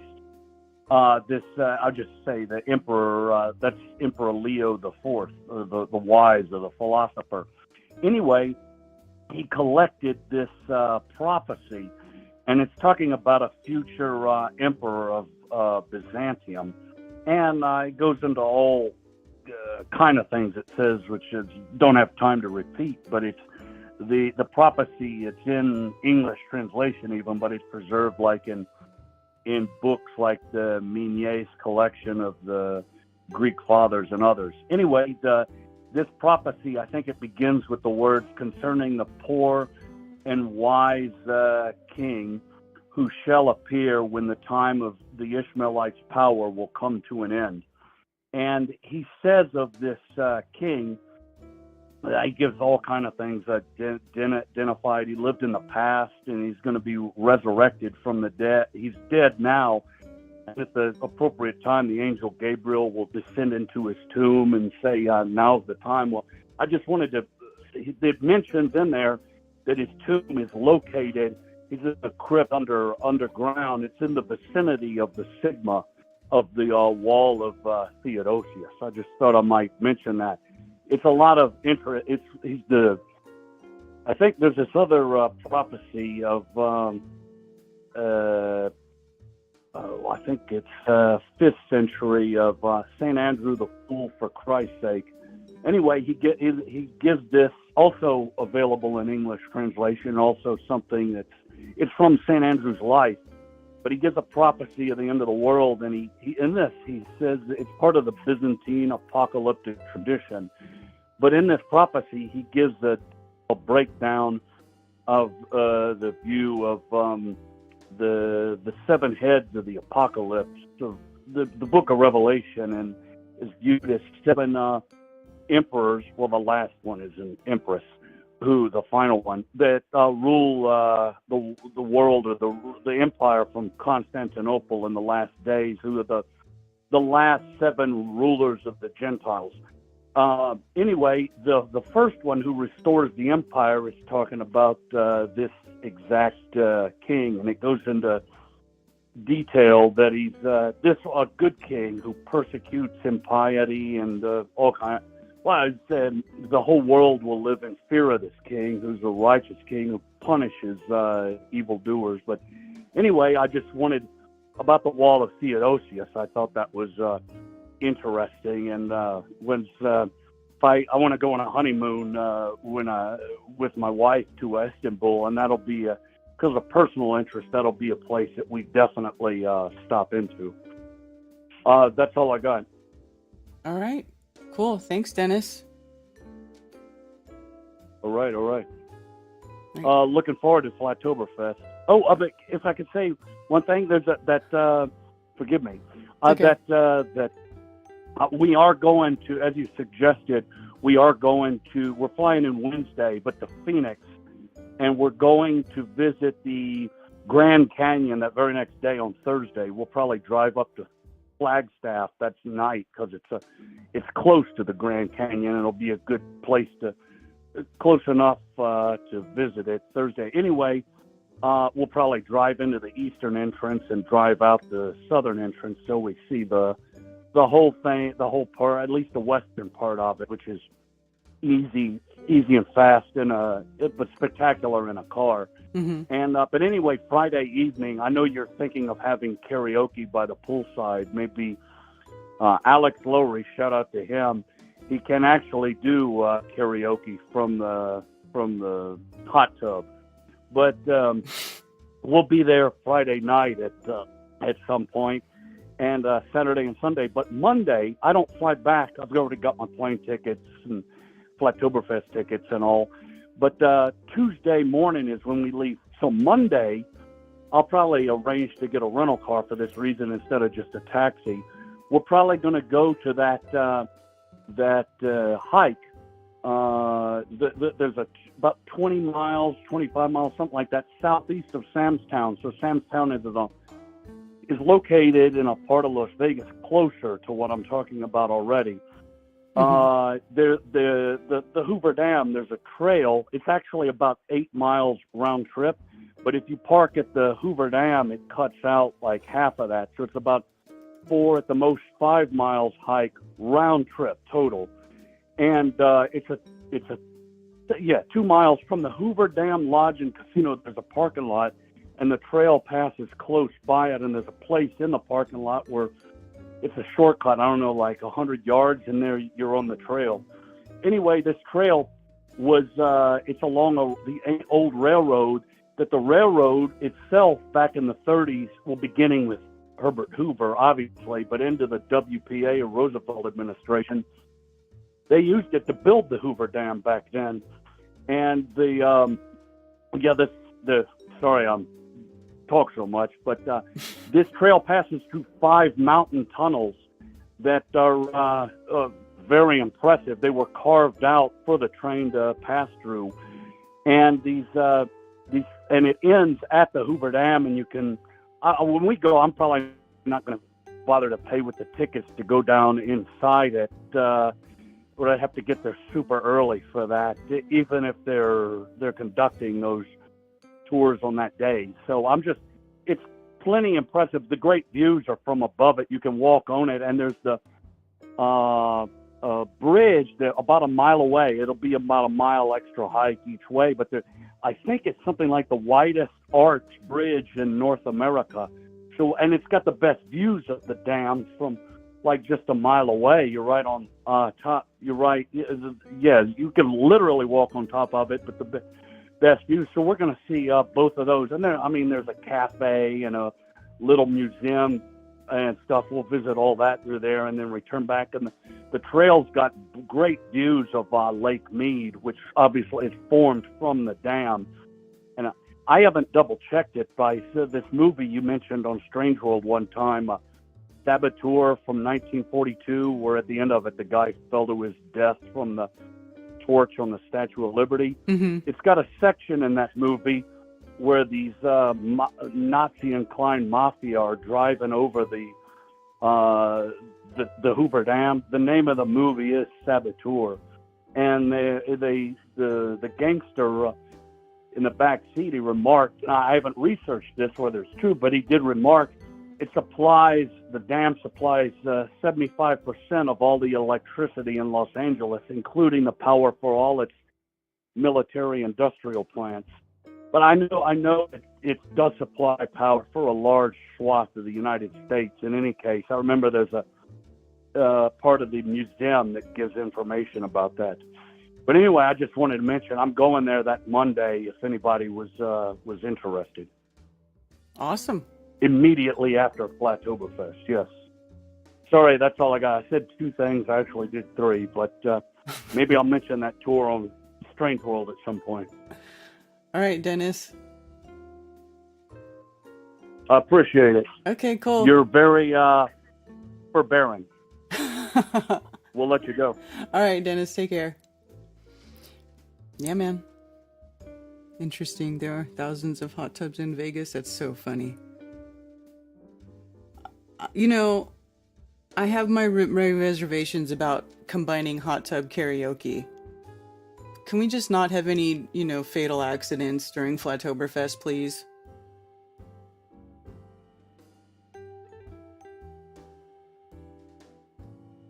That's all I care about. Nobody get hurt. David says, I'm here in NC. I was going to call in, but Dennis just called. I'll check back in an hour. Are you in Charlotte, or where'd you fly to?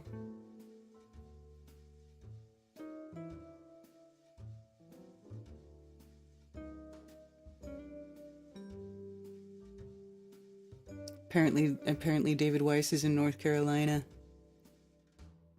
I think Christian has been sitting in the hot tub for over 6 months now. It's too funny.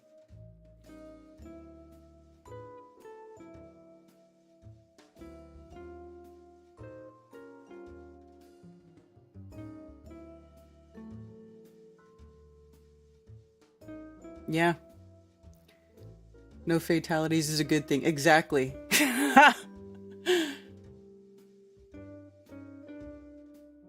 Yeah. So yeah, there's lots of stuff to do in Vegas, although I think you guys will be pretty well occupied with the event if you go to the event, but yeah. We're gonna have a grand old time. Are you guys excited? Let me close all these tabs.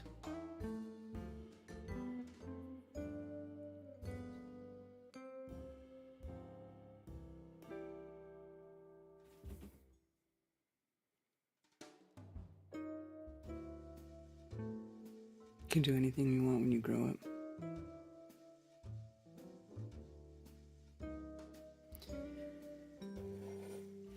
So yeah, we got our full lineup for Flattoberfest, you guys. The schedule is full. Everything is in full forward motion. We will be, yeah. I just got to do all the little things now. There's a bunch of little things I got to get ready for the event now. Is David D'Artieri's doing a plane with a banner? Not that I know of.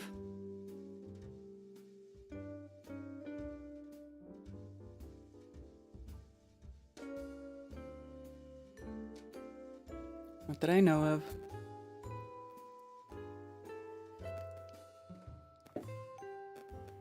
Hey Trevor7, good to see you. Happy Moonday. Will you be streaming Flattoberfest? I'm actually not sure yet. I am not sure yet. Possibly. If I can get it worked out to where I can have somebody stream it for me, then I might be able to do it. But to be honest with you, I am not entirely sure yet. That's one of the things I still gotta work out. That's one of the things I gotta work out. You know, it's been a whole, like, I have to say that this event, this Las Vegas event, has been much more difficult to pull together than the ones in the past. It's been a hell of a lot more expensive than the events in the past. Many times more expensive. And the logistics of working out, you know, everything in a location that is on the opposite side of the country of where I am is very difficult. And I hope you guys have a great time and go and enjoy it. Please just go to the event, because it's like taken over my life.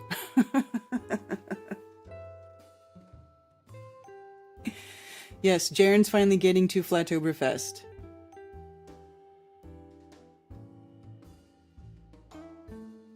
Could take a group photo at Sphere and Photoshop the app on it. Yeah, we could do that. Yes, Greg Reese. I'm having Greg Reese from InfoWars. Does the Reese report. He's done some pretty cool Flat Earth videos, Antarctica videos. He'll be there. Of course, Mark Sargent. Mark Sargent will be there. You know why? Because Mark is still a flat earther. So that numpty who is in chat trying to say that Mark is not a flat earther is wrong. Wrong. And wrong. And of course, Jason Lindgren, Austin Whitsitt, Ben Balderson, Mark Devlin, Dave Murphy, Amanda Vollmer, right? I'm excited to have Amanda Vollmer as well. And Rick Hummer is going to be hosting it. Dave Murphy is going to be doing his talk, which is called Navigating the Matrix. So yes, Dave's a longtime flat earther, very well versed in all things flat earth. but that is not going to be what his talk's going to be out. It's navigating the matrix. It's a solutions-based presentation, which I find awesome. Dude, that's awesome. You know,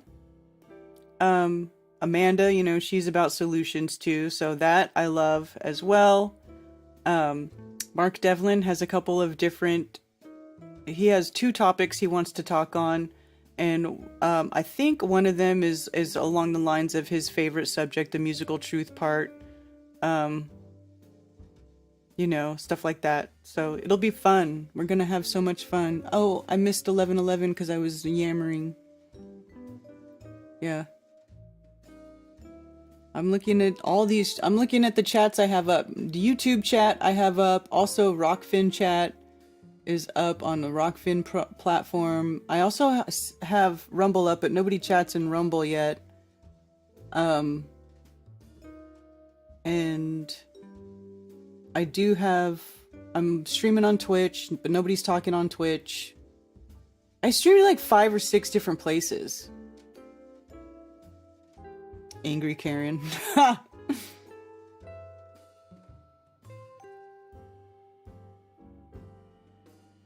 Glad it's not called Truetoberfest. That's too funny.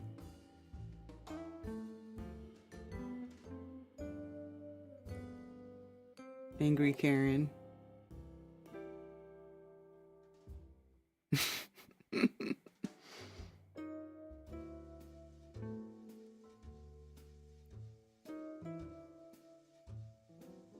You guys are funny. Anyway, phones are open. 848-222-2480. Yeah. So I think it's funny when, you know, what was I talking about before? The silica pillars. A silica pillar is literally a crystalline pillar. That's literally what it is, you guys. Because, let's see.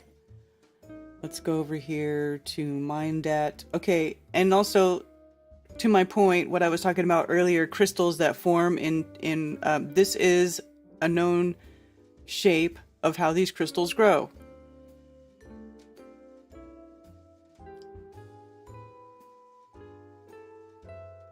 They grow in different forms, but beryl, which is emerald and aquamarine, right? Emerald, aquamarine, okay?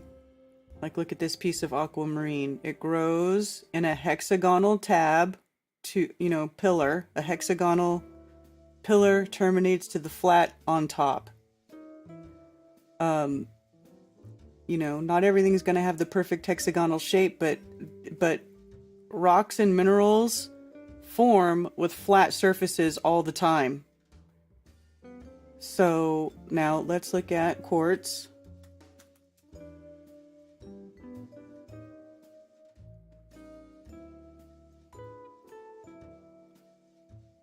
First thing listed is silica.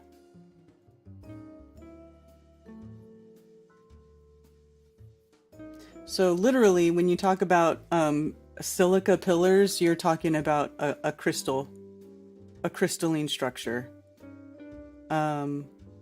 Hexagonal prism.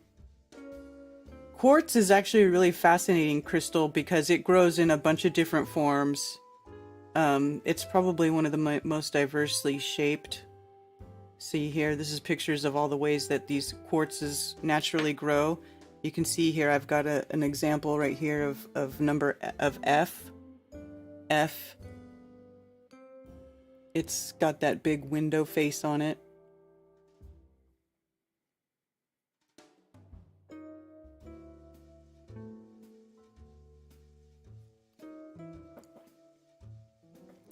And then all you have to do is look up giant quartz crystal, because they exist. Images.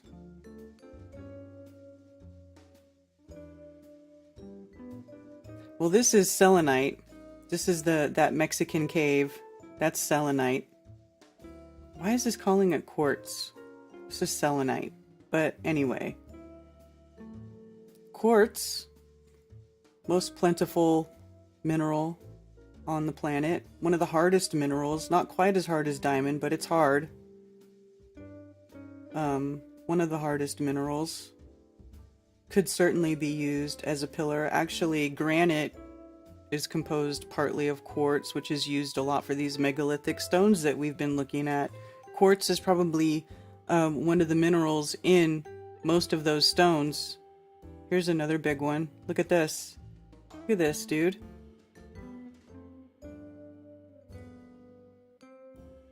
And this is how it grows. It just grows like that. You know? Natural.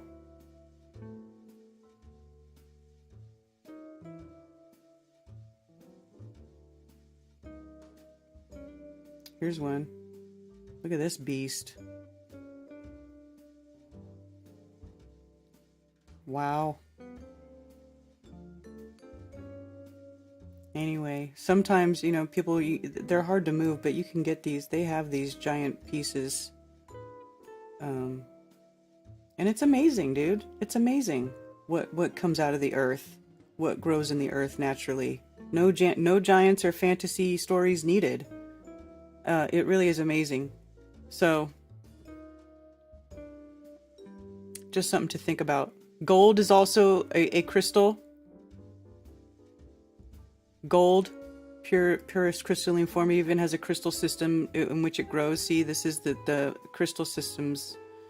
The shapes in which you'll see a gold grows in a cube.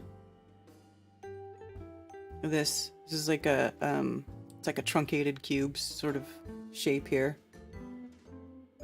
But this is the natural molecular build of gold. It's a crystal.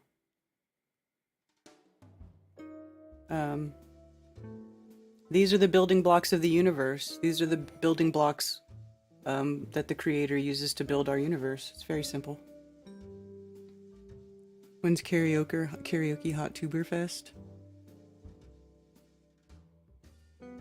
Selenite? No.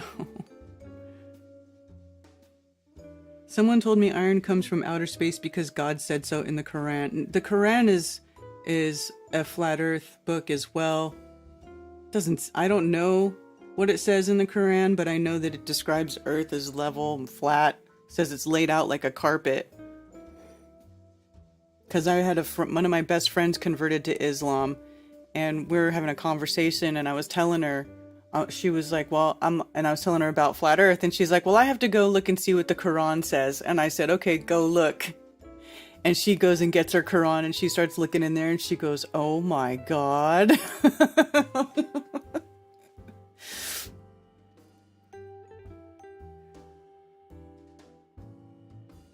Yeah, let's grow some gold. Yeah, I was looking up of if gold can be synthesized, right? Can gold be synthesized? And so from what I'm gathering, it's saying that they can synthesize gold in a lab. It can be done, but the energy needed to create the gold is not cost effective. Like, in other words, it's still more cost effective to go out into the world and dig in the dirt and find gold the old-fashioned way than it is to try to make or create gold in a lab. Because and now of course I don't know, I have not tried to do this, I have no idea even how to attempt to try to make gold, but I'm just telling you what I came up with, what information that I found. Can gold be created? Technically, yes, gold can be created, but the effort required to make it isn't worthwhile.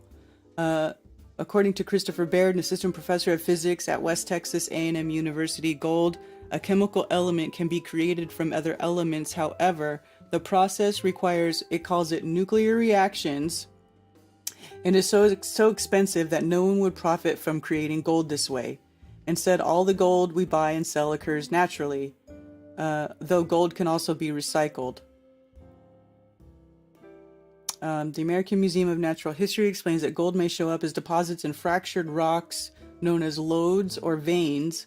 Gold can also be found in the Earth's crust. Most lode deposits form when heated fluids circulate through gold-bearing rocks, picking up gold and concentrating it in new locations in the crust. So, that's what they said. Here's another one.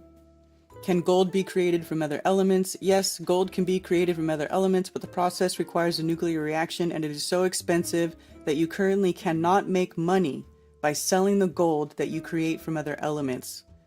All regular matter is made out of atoms. All atoms, blah, blah, blah, blah, blah, right? This is their explanation.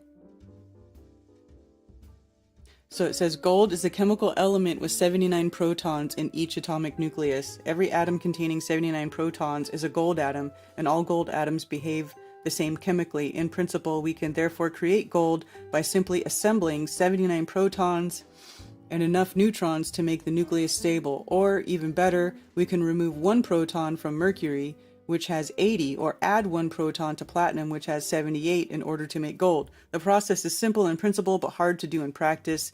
Adding or removing protons from a nucleus are types of nuclear reactions. As such, no series of chemical reactions can ever create gold. Chemical reactions change the number and shape of the electrons in the atom, but leave the nucleus of the atom unchanged. The ancient alchemist dream of creating gold by simply reacting chemicals is therefore impossible. You have to use nuclear reactions to create the gold. The difficulty is that nuclear reactions require a lot of energy. Now, do I think that gold is created by a nuclear reaction? Well, I don't know. You know, nuclear power is real. There are these radioactive elements that when you put them together, they become quite volatile. Like, these things are real, right? But there's got to be, there's just something going on under the surface of the earth, whatever that process is that creates magma, that creates that heat, that flow, whatever it is that is causing, you know, like it's talking about, like when we find these gold veins, you know, we have to go quite deep. They'll dig deep down to go find these precious minerals and stuff, and metals. So where do they come from? I don't know, man. That's a great mystery. Like, how does it work down there? I would like to know. But whatever it is, it seems like it might be radioactive, right? If they're saying it takes a nuclear process to create gold, it could be some sort of nuclear process, natural nuclear process that is going on down in the earth that keeps it going. I mean, who knows what that is? What is that, man? Yes, just not cost effective yet.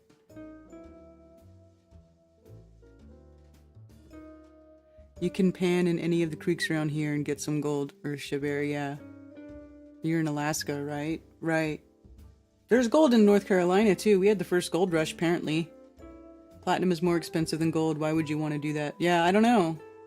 Well, the thing about gold is that it never, you know, well, does platinum tarnish? I was going to say the gold, it never tarnishes, and it's supposed to be the best conductor of electricity. So I don't know. I think magma is just created by immense weight of the miles of earth constantly pressing down. Well,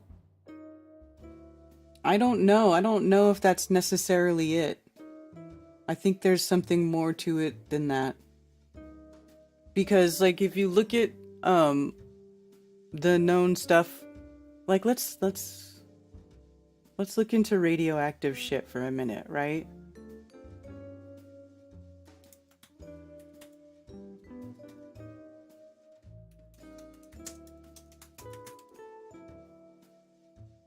Radioactive minerals. Okay, check it out.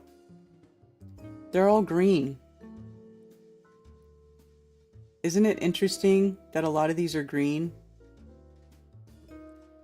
Torbanite, monazite, autunite,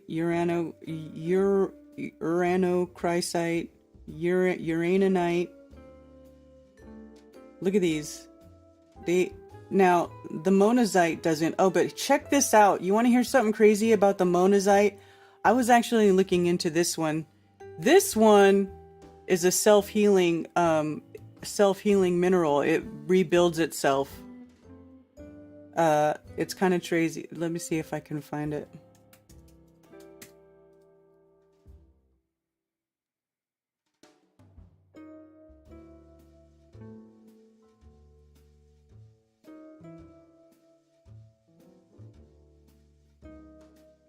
Monazite, let's see, self.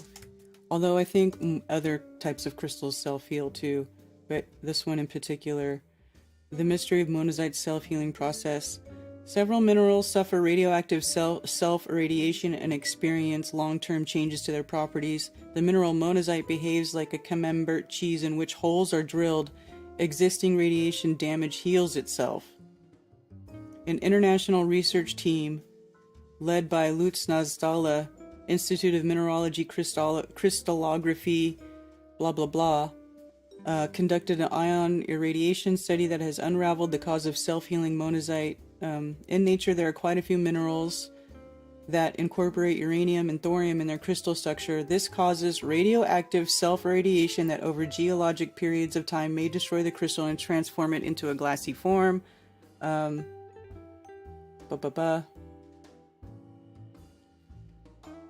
But this one was saying it heals. The self-irradiating minerals are currently in the focus of international research. This is because structural radiation damage may affect significantly the physical and chemical properties of minerals.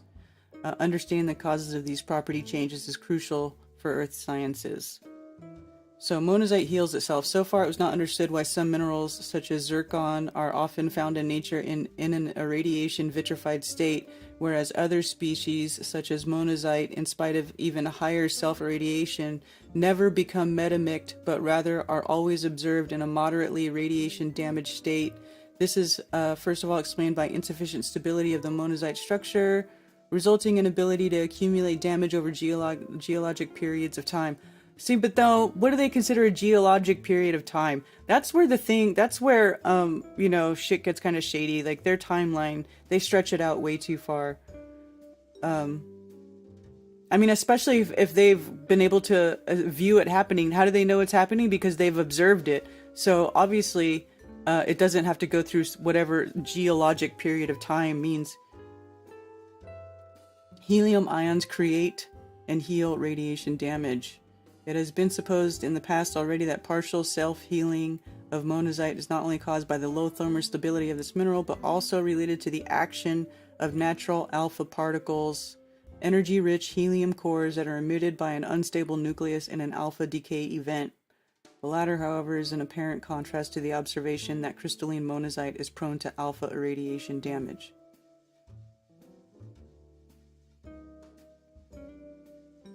In the new study, the team could unravel the causes of self-healing by conducting irradiation experiments. Hence, crystalline monazite could correspond to Emmentaler cheese, whereas radiation damage becomes... I don't know why they're comparing it to cheese.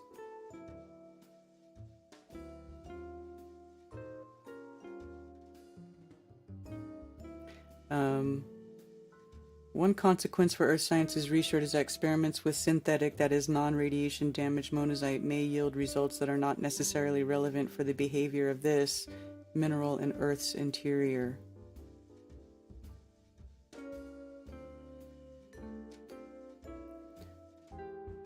So that's kind of crazy. So we've got these self-healing radiated minerals. And I often think it's interesting that they're green, that the majority of them are green. And also the heart chakra is green. And your heart is like it's almost like people like to think of it as like it's like the power plant, right? It's emanating your biggest, strongest electromagnetic field on your body, bigger than the one that is made by your brain.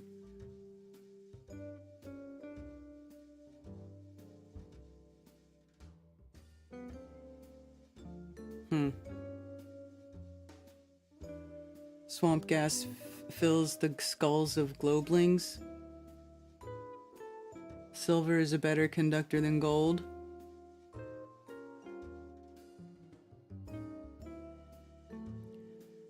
lie about how dangerous they are. Well, I think that I think they lie about the how long it stays toxic, right? Like, I think that there is a period of time where during that reaction shit is gnarly and you don't want to be anywhere near it. But then when they try to tell you that it'll stay irradiated and toxic for like ever, that part I don't believe. That's because we can all see that Chernobyl, you know, was completely, there was a big nuclear explosion there, but then everything thrives there again, right? Like, it's, life is fine.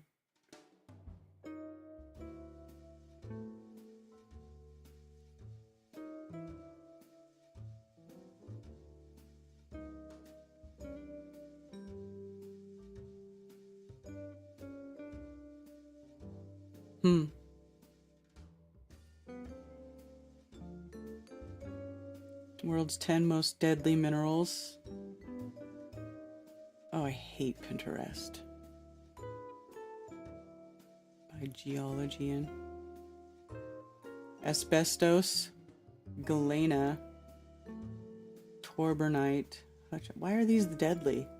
Cinnabar.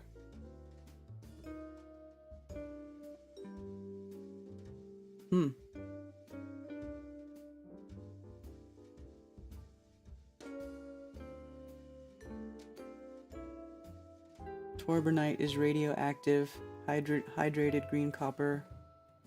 Look at that. Interesting, isn't it?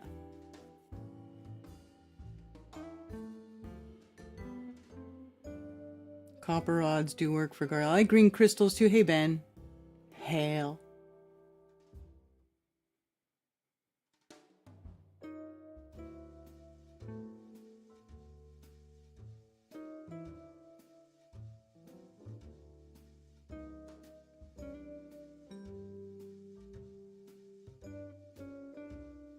Fukushima.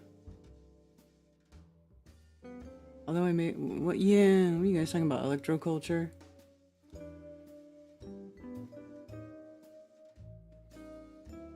Looks like silica pillar to me. The area Dennis is talking about is haunted. Lots of folks died making the Hoover Dam, so yeah, fun. Thanks, Carrie. Ha! We'll be there on 10/19, Karen, so just let me know if you need a volunteer. Okay, Carrie. I'll be there. That's when I get there, too. I get there on the Thursday. I'll be in Vegas.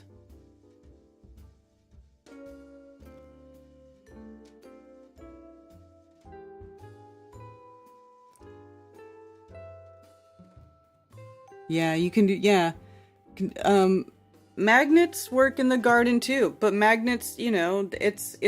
I think it's kind of the same. It's a similar principle to electroculture, but you're using the magnetic, the charge on the magnet. The magnetic seed exposure is a good experiment that Ken did, and a lot of people have done. Like, that's one that people have actually repeated. It's where they take the seeds and they expose the seeds to the south, right? The black side of the magnet. And the whole principle behind that is this. Okay, so you know we have the pole in the center, the north, right? And then but then they say we have the south pole. Maybe, you know, anyway, I'll just keep going with it. But you have your magnet, right? Your compass, the little needle, the red part, points to north. Well, that north, you know, it's magnets are opposites attract. So like that red is being attracted to the south. It's being attracted to the black, right? The north side, the North Pole is actually a South Pole. But everybody says it's pointing north because the compass is red and it's pointing to, you know, it just, everybody just understands it better that way. But and it's, so it's kind of inverted. So when, where was I going with that? So when the magnet, yeah, so so the whole idea is that, okay, the pole in the center is actually the southern pole of the equal to the southern pole of the magnet that you would hold in your hand, and you would expose your seeds to that southern, or, that charge of the magnet, that side of the magnet, because up there, or in there, in the center, in Alaska and stuff, everything grows really, really well, right? You get those supersized plants and veggies and vegetation and whatnot. But on the opposite side, conversely to that, there is no flora and fauna growing, in the south, or what would be considered the south. But there is flora and fauna in the north, which is actually the south pole, if that makes sense. And then, so you would actually expose your seeds to the south pole of the magnet to induce growth in a positive way, to induce bigger growth, more growth.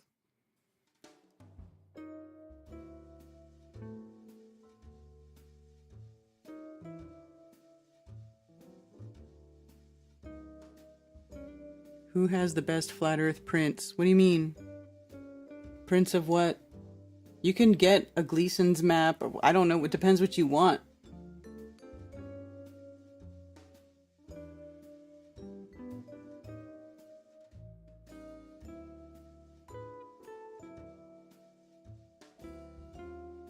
I think all radiation is just electric static at a high charge and can cause burns and maybe cell damage.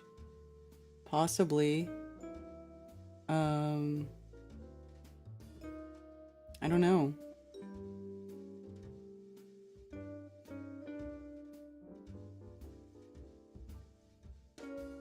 Yeah.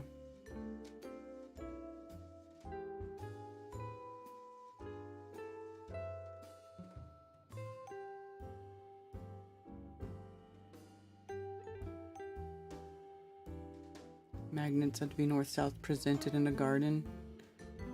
I don't actually put magnets in the garden. I don't really do that, but I do like to do, well, I haven't done it, but what I should do is make a sleeve so I can do magnetically charged water through the hose, and we can water the plants with charged water. That I haven't done. Radium, the most radioactive metal.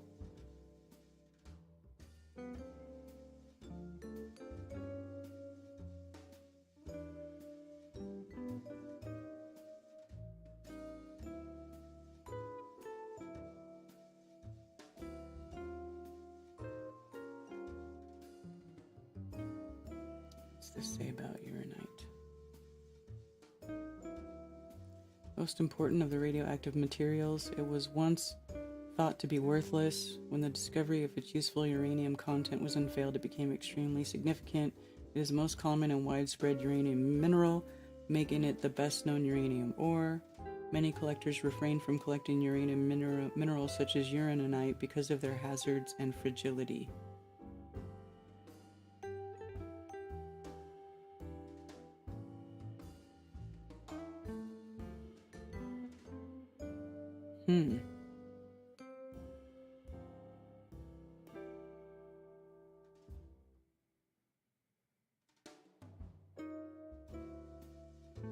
Interesting.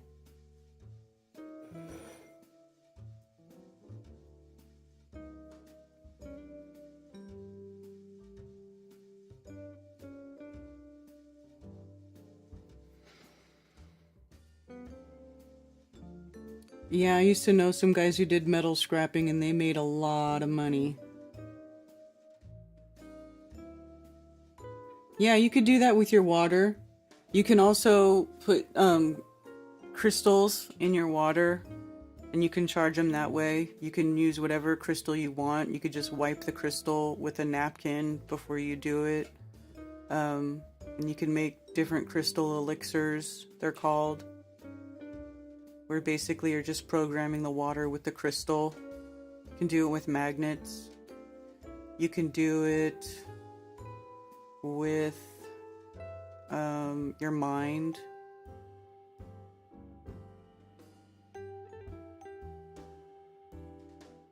gotta learn how to keep the water that's free from the sky. You gotta have, look up nuclear decay chain for uranium. Okay.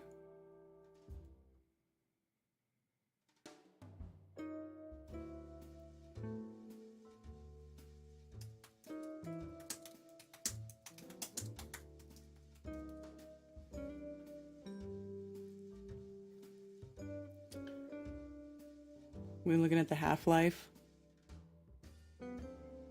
The rate of decay. Let's see. Is this one better? A readable one? Let's see.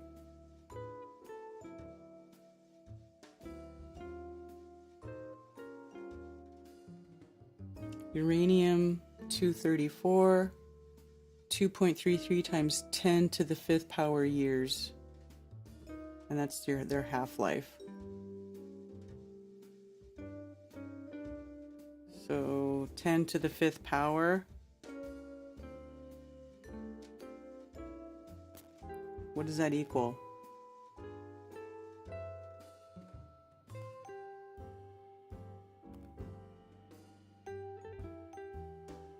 Is that a million? So 2.3 million years.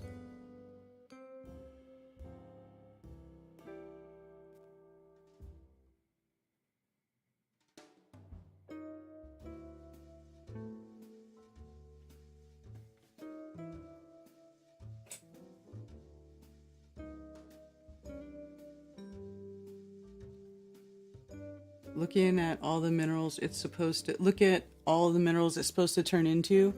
Oh, you mean as it decays, it changes, it goes into something else. So uranium, then it decays. After so long, it turns into thorium, and after so long, it turns into radium, and after so long, it turns into radion. 19.7 minutes bismuth. I don't get this chart. Can you explain this to me? Can you explain it to me? Thank you for calling Coffee Talk. You're on with Karen B. Hey, what's up? Hey, Karen, this is Bizwoofer. I just wanted to call in. Hey. I don't want to just totally take the show in a different direction, but I just wanted to kind of hear your thoughts on what you thought about all these recent UFO type hearings and stuff. I was just kind of curious to see what you think about all that kind of stuff. Oh, yeah. If you think it's just a big distraction or... Yeah, well, I mean, they're trying to push their UFO stuff, you know, and there's a whole bunch of different ways that they could totally play the alien invasion. For sure. I don't really know, you know, what their ultimate plan is, but it does definitely seem like they're trying to push it more. And of course, you know, the government coming forward and saying that aliens are real is like a joke at this point. So, you know, what's behind the curtain? You know, it can't be good. Exactly. Yeah, that's what I've been saying the whole time. You know, I hear people, they're like, oh, I can't wait for the alien technology and stuff to come out. I'm like, you realize they've been having this technology and keeping it hidden from us for decades on end, you know? So to say that this is all some sort of a new phenomenon or some sort of breakthrough is so disingenuous. And I don't know, it's just, they've had it for a long time and they haven't told us about it. So it makes you question the narrative when suddenly they come out with any sort of disclosure effort and they're the ones doing it, you know? Yeah, definitely. And also people forget, Nazi Germany, I think a lot of people, if they do, a lot of people thought the Nazis had this stuff first. And they actually, you know, Nazi Germany was defeated in 1945. And then just 2 years after that is when the Roswell incident happened in 1947. And we also brought a bunch of those scientists over to our country. So basically when I don't know, they say we won the war or whatever, but when we did, you know, we had that Operation Paperclip, a bunch of them came over to the U.S. Mm-hmm. So, like, I mean, it wouldn't surprise me if, you know, we just took all their technology and, like, repurposed it, and, you know, it could just all be a psyop. But even if it is, you know, it still doesn't explain everything. You know, how did they get the technology? You know, what's up with all the abduction stuff and all that. So maybe there is something else going on. I'm not saying there's not, but, you know, they're very deeply involved in it. The government is, and, you know, they try to play it off like a threat, but at the same time, it's like, you know, I thought it was interesting in the hearings. I don't know if you watched it, but in the hearings, they were saying, the guy was like, or in his interview, you know, he was once asked, you know, are these things spacecraft? And he was really cautious and hesitant about calling them spacecraft. He's like, call it a space vehicle if you want to, but I think it's, you know, it's probably not the right parlance or something like that. And I thought that was a very interesting answer. And he also is sort of straying away from calling these things aliens. Like, he says, well, I'm open to calling them, you know, interdimensionals, or I'm open to anything, because he's not narrowing it down like a lot of people are, just to the space phenomenon or interplanetary phenomenon, you know? Mm-hmm. So I thought that was very interesting as well. Because if it's just aliens, you would just be like, no, they're just aliens, you know? You wouldn't even say something like that, you know? So, I don't know, I thought that was strange, you know, peculiar or whatever. Yeah. Yeah. Interesting. But, yeah. Definitely up to no good with that stuff.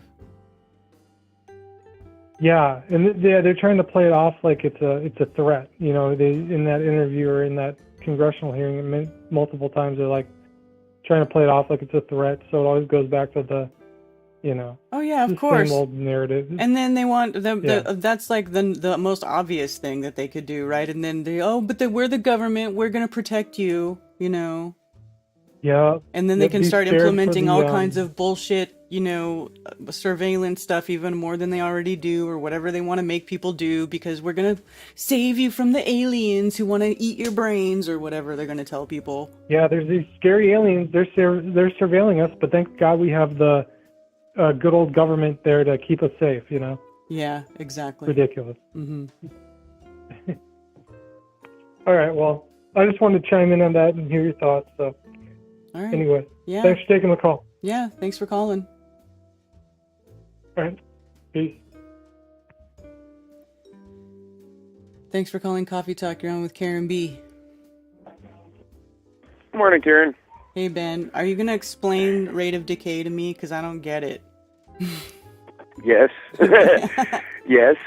So when you look at any type of an element, what makes, as far as we're concerned with our understanding, what makes an element is how many protons it has. So, and then it's generally assumed that if it has, 10 protons, it also has 10 electrons, and the protons and electrons are roughly balanced, is the general assumption.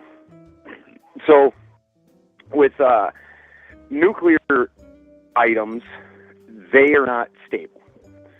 And so what they're doing then is shedding off, typically then just protons is what they're shedding off, and they'll keep dropping those off until they reach stability. So when you look at this nuclear decay chain, you see that as it drops down, it becomes less and less ionic. It quits throwing out so many protons. And it'll keep doing that until it reaches a stability point, which bismuth is right around the stability point. And you'll notice right when it hits down into this lead bismuth area, everything starts turning into a beta instead of an alpha. Because now, like bismuth or like lead in them, they will actually soak in protons and then move back up the chain. It's a super weird thing. And then the only other one up there is you can see thorium. So thorium actually doesn't shed protons either. Thorium, if you ever look it up, is actually adds neutrons to uranium, so that way you can upgrade and make uranium into enriched uranium. So thorium is allowing the uranium to have more neutrons, so then it can hold more protons and become a more highly enriched item. Okay, so the number here is how many protons it has. So Well, where it says like exactly. uranium So this 238. is the That's so 238. so that's the different isotopes. Okay. So right, exactly, 238, 234, and you see it just keeps dropping down. You can see like the isotope 210 is different than the isotope 214 lead. You know, you're going to have slightly different reactions. But the very interesting thing about it all together is each one of these things is its own element. Yeah. Now, like as an alchemist, you start looking at this and you understand that just by letting this sit there, and there's all kinds of things. In fact, what were we just talking about? Helium, where it's just a natural decay, radiation decay, and so that's where it comes. The majority of it comes from. People don't realize like these elements. You think an element is what it is, and that's always what it's been, and that's like this pure thing that is like a starting point, and it's not. It's just the proton, because you take away a proton, and now it's not the same thing anymore. It literally went from uranium at 238 protons to thorium, and then it kept dropping. Interesting. And actually, when you were bringing up those crystals, some of the ones, the decay from them causes them then to become poisonous, like the orpiment and cinnabar and orpiment go together. Decays down into poisons. Crazy. Okay. So what's the half-life mean then? So when and they're so weird, like this one says 3.05 minutes. Yeah, that's how long it's going to take to shed off them ions. It is not long. So it's similar to like the half-life of drugs in your body. At some point in time, you know, that drug is no longer really effective. It's not really It's not really the same thing. It's not really shedding out the same. And now it's going to turn into the next thing, because it no longer has the protons capable to maintain that. That's okay. Which gets into a whole weird argument, because there's a lot of people that don't even believe in the typical molecule with the proton, electron, and neutron. There's a lot of discussion about that, period. But when you start looking at these, you really start seeing what's going on with all of that. I use this a lot in the things that I'm talking about, and understanding that this is how this works. So when you're talking about transmutation of elements, you're not really talking about like magic anymore. Like that shit happens naturally, right? Right. But there's it's not just random though. There's like an order to it though. There's, you know what I'm saying? Yep. Does that make sense? Yep. 100%. 100%. And so then you just start working with that, and they already work with that. And when you look like Jeffrey, like my buddy Jeffrey, he's looking at like the Egyptian pyramids. They had the Ascena project, this Russian project, went in there and illegally took a bunch of samples, because they're Russian and they do what the fuck they want. Right. You know, they illegally took a shit ton of samples, and inside a lot of these pyramids, they're finding highly, highly refined elements, including things like thorium, which is used to transfer neutrons instead of protons to enrich uranium. So that when we're talking about the land of chem, and we're talking about alchemy coming from there and transmutations and things, they have actual proof that they were working with this kind of thing, inside the pyramid, all inside the walls. That is not batshit at all. So this information was available to us at some point in time where we could transmute things. We could change elements. Right. We had a greater understanding of just the basic. And I think, so like when you're looking at it, like when it's on the lead side, that all can soak in radiation. And then it'll start actually going up the chain instead of down, because it's actually pulling in ions.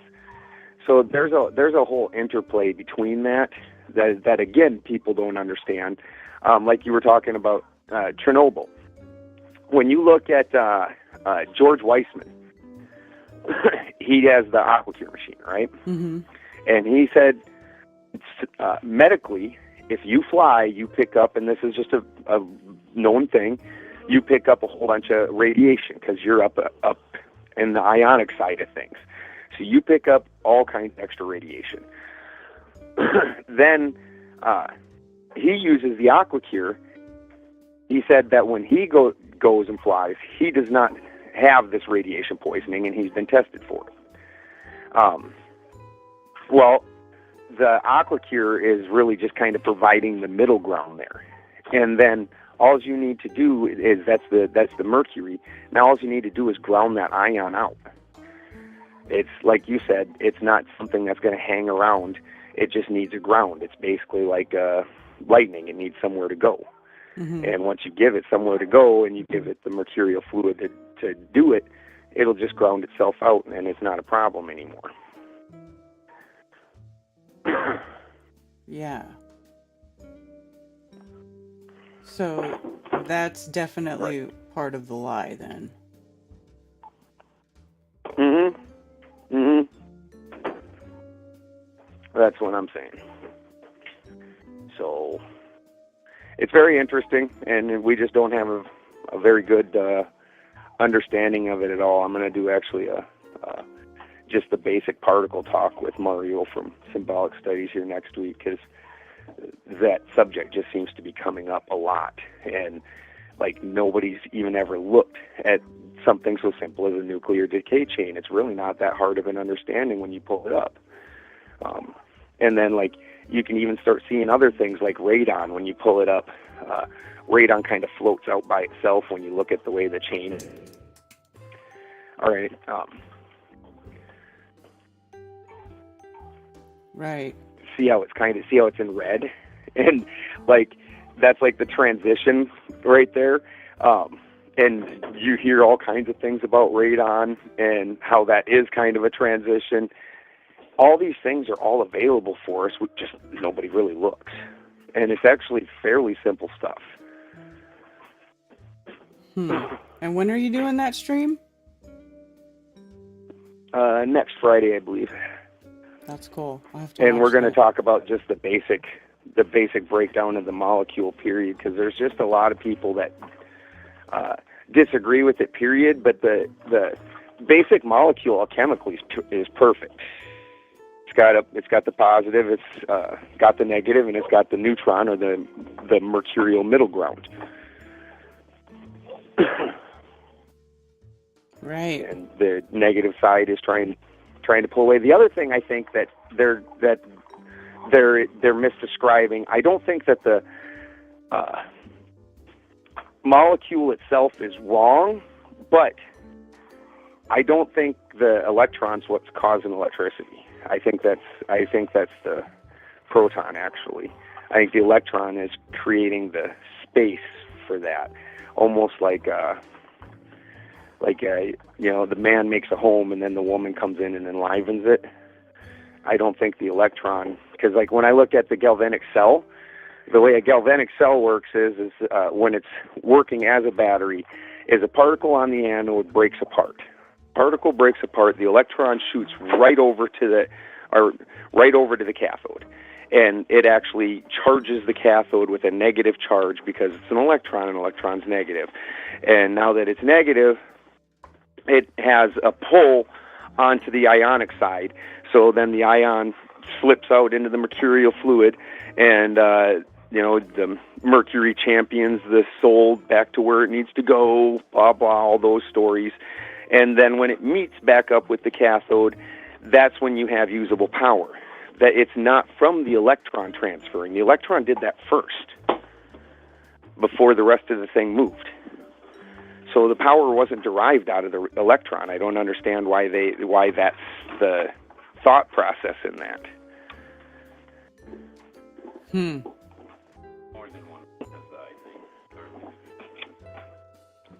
So, anyways.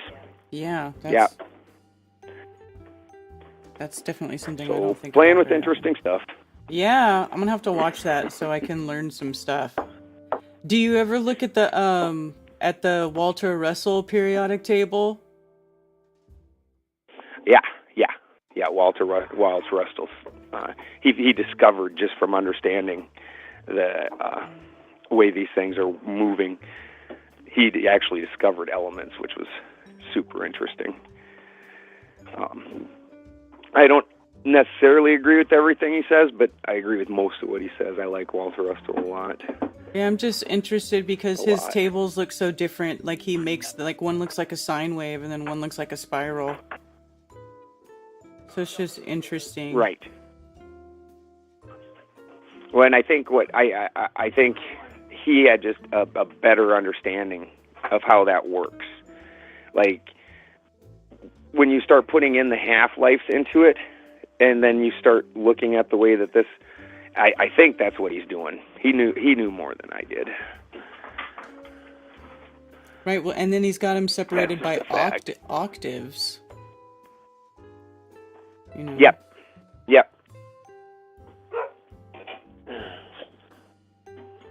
Stars indicate elements discovered cool, by right? Walter Russell. Yeah. So he discovered iridium, urium.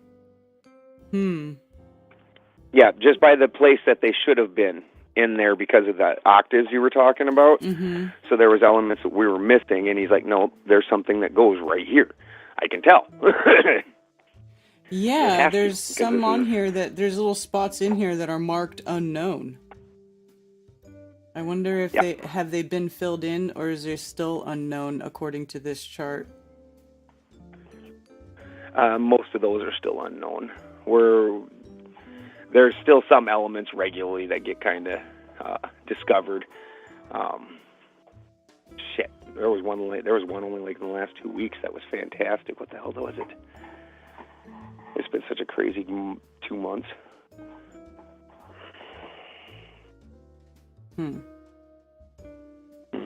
Yeah, it's interesting in here. Yeah, Every once in a while you'll see an unknown. You bet. And at some point in time, and some of those unknowns are just also just like impossible to really see. You know what I mean? Mm-hmm. Because the half-life is so shit on them that they almost don't exist. You know it was there, but you didn't really see it. Like, because it can't jump, from one position it can't jump a position, so it went through that position. Mm-hmm. But trying to, all it's there, near impossible. Oh, that's interesting. Almost like it's a transitional element or something. Yep. And that's what you're going to have with a lot of those missing ones, is they're going to be transitionals. But then the transitional element, because then this is what gets that whole there's that whole theory where hydrogen is God, because hydrogen is one, and everything else is just one more or two more of the same thing. Like, so if you put two protons together, now it's not hydrogen anymore. You've jumped. But there's a whole thing that says hydrogen is God, because everything is built off that singular thing, and all the rest of these things hydrogen can move up into all of these things and down back into hydrogen. Well, that is interesting. I don't think hydrogen itself is God, but that's interesting. Oh, me either. But that's what creates that whole theory, is the understanding that literally it can become anything. So, like, it's almost like the base building block, Yeah. Okay, that's really fascinating stuff, man. See, this is why I like looking into like minerals and the elements and stuff like that. I didn't find any of this stuff like chemistry. I hated chemistry in high school, but had it been presented, in the way that I see it now, it would definitely been more interesting. Yeah, they make chemistry very mathematical, and it is. And that's understanding that, like, the big part about, like, organic chemistry is understanding valency, and valency and things like that is all math, but it's not hard math. Like, it's more like question math. Like this piece is a +2, and this piece is a -1. So, and the whole idea is a cell is never stable until it's at a 0. So you when you look at it, you're like, oh, this has got 2 spots over here. It's got a -2. I can put these 2 +1s here. The valency works because of the way the electrons are laid out. That's the other thing. The electrons have to be laid out right, but for the valency to hook up, and then all of a sudden it's a stable cell. It's all pretty easy, but they hit you with the math part first, and that shuts a lot of people down. Yeah, because it's really complex math. Because they tell you, oh, this is a mole. I remember learning about the mole, and they were telling you, like, how many, like, the mole equals so many units. I forget what that number is. But they're like, how much do you think a mole of water is? And everybody's like, it's an ocean, it's a pool. And, like, she holds up a glass of water. It's like a little bit of water in it. She's like, no, this is a mole. It was just weird. That whole thing just, I was like, I don't get it. Yeah, they kind of go backwards with it. I think people would find it much more fascinating if they started out with more of the seeing the changes, and then you filled in, well, this is why, and this is how you can come to expect this change to be this change because of this math. So now that we've added the math and you see that this happens, now let's start regulating it. Yeah. Yeah. But anyways, I'm going to go. You have an excellent day, Karen. All right, Ben. We love you. Yeah, love you too. Thanks for calling. Talk to you later. Mm-hmm. Bye. Boy, I tell you what, that stuff is... Voynich says, have you looked at Rybkov's periodic table? No, let's look it up. Rybkov, R-I-B-K-O-V. Rybkov table.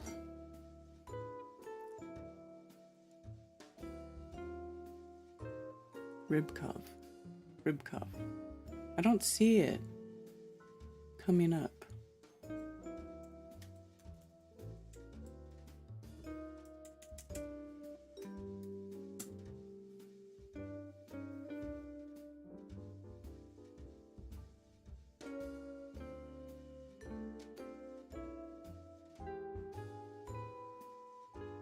Oh, that name's not even coming up for me. Voy, what's up with that? Is it... maybe I don't have the right spelling.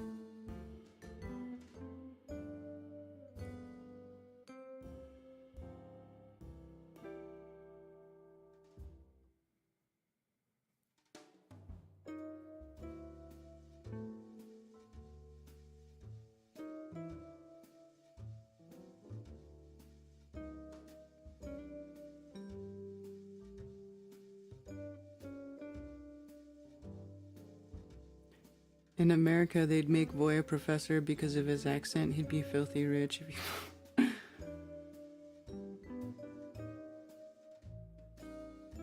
Well, if you find it, post it. I don't see it.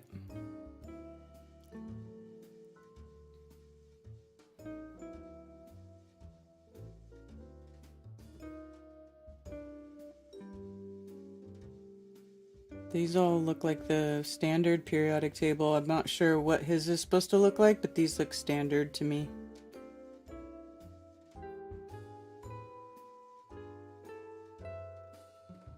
I don't know, but look at right here. Uridium and urium are two atom bomb elements. Look at what he says here.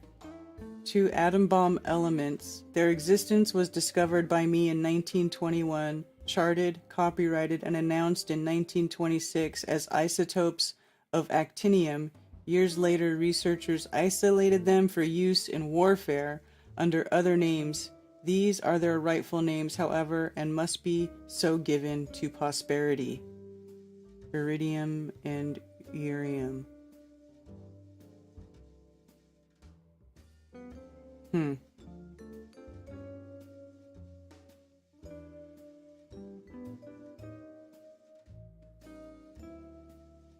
Number of inert gases, number of elements, number of isotope elements. Pretty sure the inert gases are the noble gases, right?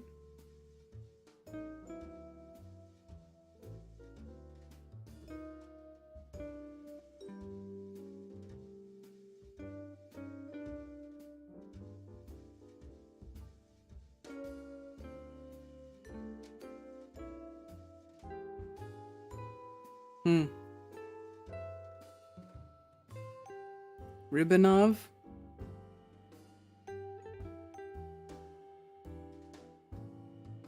Some things are fissile, some are not. Thorium isn't fissile, but it will enrich uranium, so it can be.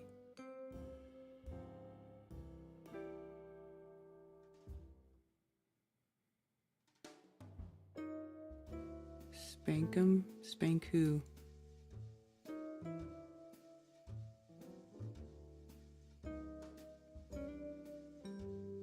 Is there a problem?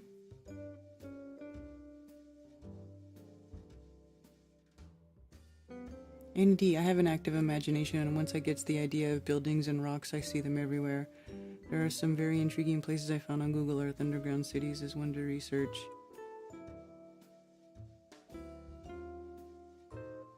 Well, we did used to build into the rocks. That's something that people have done. I'm a good worker and take direction very well, just ask Joelle.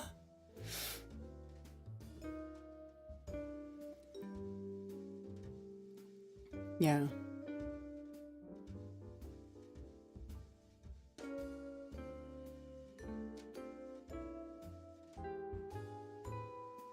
They don't change easily.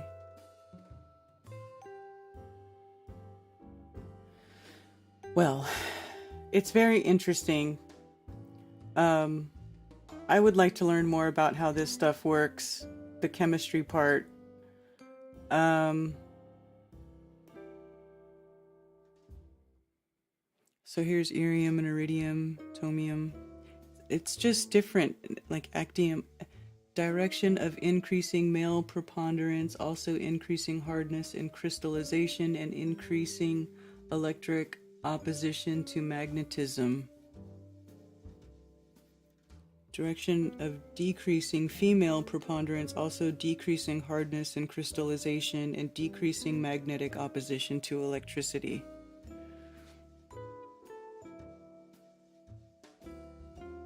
Interesting. So when something becomes higher on the Mohs scale or increasing in crystallization, so a harder crystallization would be considered more masculine and less more feminine. Cobalt, carbon, temperature and inertia.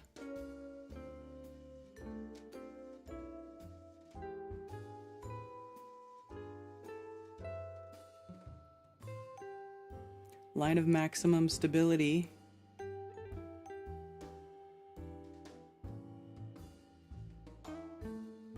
Hydron, neon, krypton, nitro. Line of equalized pressures. This is fascinating. I'm gonna save this. I might print that out.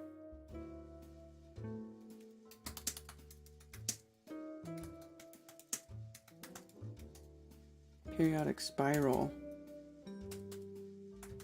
I will call that. Save that in my crystal science folder. Female, male, female, male, female.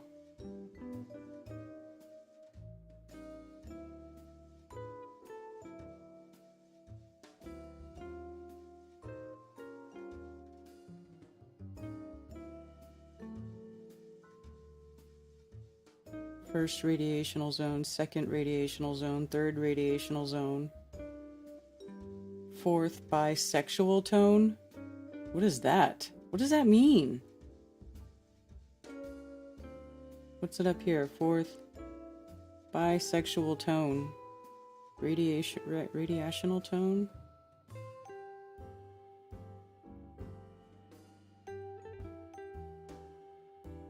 Gravitation. Equilibrium line. Radiational and gravitational are opposites. And what does that mean? And then it's got colors: red, orange, yellow, green, blue, indigo, violet, ultraviolet, infrared, red, orange, yellow, green, blue, indigo, violet, ultraviolet, infrared, red. Okay. So that's how the cycle goes. This is just... I'm sorry, you guys. So my opinion is it's not electricity and magnetism as opposites. It's radiation versus electricity. You know what, Ben? That's what this is saying, essentially. Right? Because gravitational... We all know that gravity is a static electrics, right? So then it would be... I think you're right. That makes sense with what I was just looking at. So radiational would be opposite of gravitational, which would be electricity.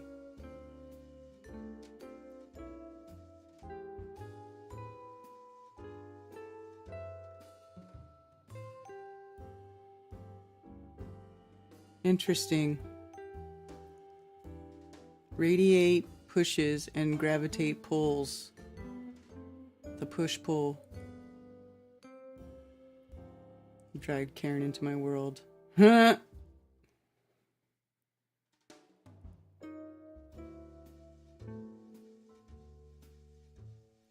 Crystal, oh Ben, there you go. You're saying it up there. Crystal is the masculine side and fire is the feminine side.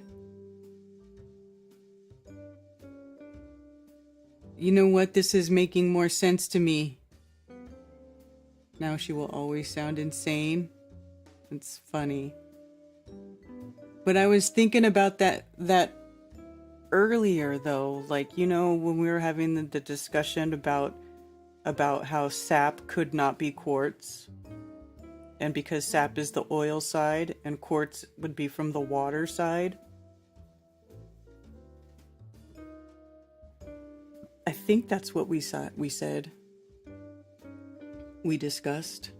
Got it. So diamonds are what element? A crystal. Well, diamonds are made of carbon. Let's look at this. Okay, so then we go to... Listen. You guys want to know what things are? Mindat.org. M-I-N-D-A-T, which is mineral database. Mindat.org. Okay. So diamond. Let's look up what makes up a diamond. Formula. C. Carbon. That's it. Carbon. What makes a diamond is the way that the bonds that the carbon made, the way it built itself.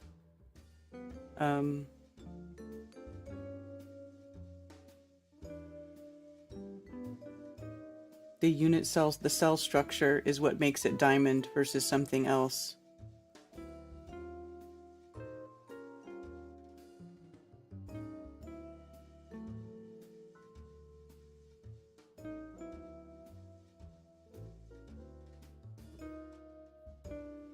Which is actually interesting, right?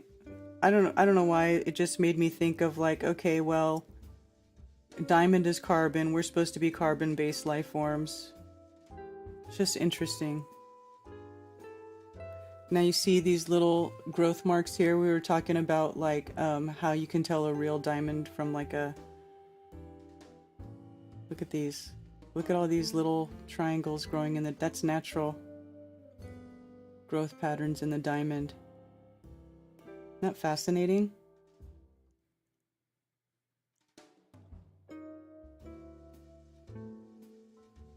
Diamond is allotrope of carbon.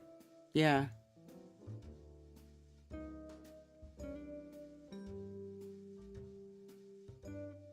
Still not sold on atoms as anything else but a way to discuss what we can't see. MFT, I agree. That's all it is. It's just a way to discuss the process.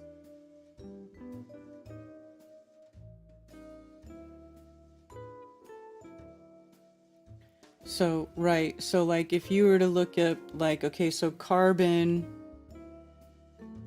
is polymorph. It says graphite. So, like, if I click on graphite, look at how different graphite looks. But it's also just carbon, right? So here's graphite, and it's little, look, it made a little hexagon crystal, right? Still just carbon, but let's look at the crystal, let's look at the crystal system. See how the bond is different? Look at the crystal structure. So this crystal structure is different. Well, let me put diamond back up here just so we have them, we can go back and forth. So that's literally the difference. So here we go, diamond, just carbon, right?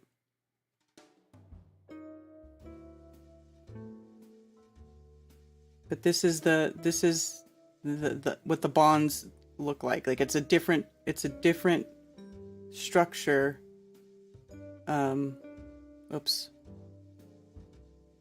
It's a different crystalline structure. So there's what the bonds, quote unquote, look like for a diamond, right? So here's graphite. It's different. See, it's going to be much softer on the Mohs scale too. So here, different crystal, different looking crystal too, right? Makes a different shape. It is on the Mohs scale. Where is it? Doop-a-doop-a-doop. Hardness 1 to 2. Okay? That's like the opposite spectrum of diamond, right? So here's diamond. Whoops, I keep zooming in on that stupid cell structure thing. So let's go back up to diamond. Hardness 10. Okay? Hardness 10. It's even a different crystal system. So this is an isometric crystal system. And then graphite is a hexagonal crystal system. Softness 1 to 2, very soft. Look at specific gravity. Right, less. So same basic element, different molecular structure.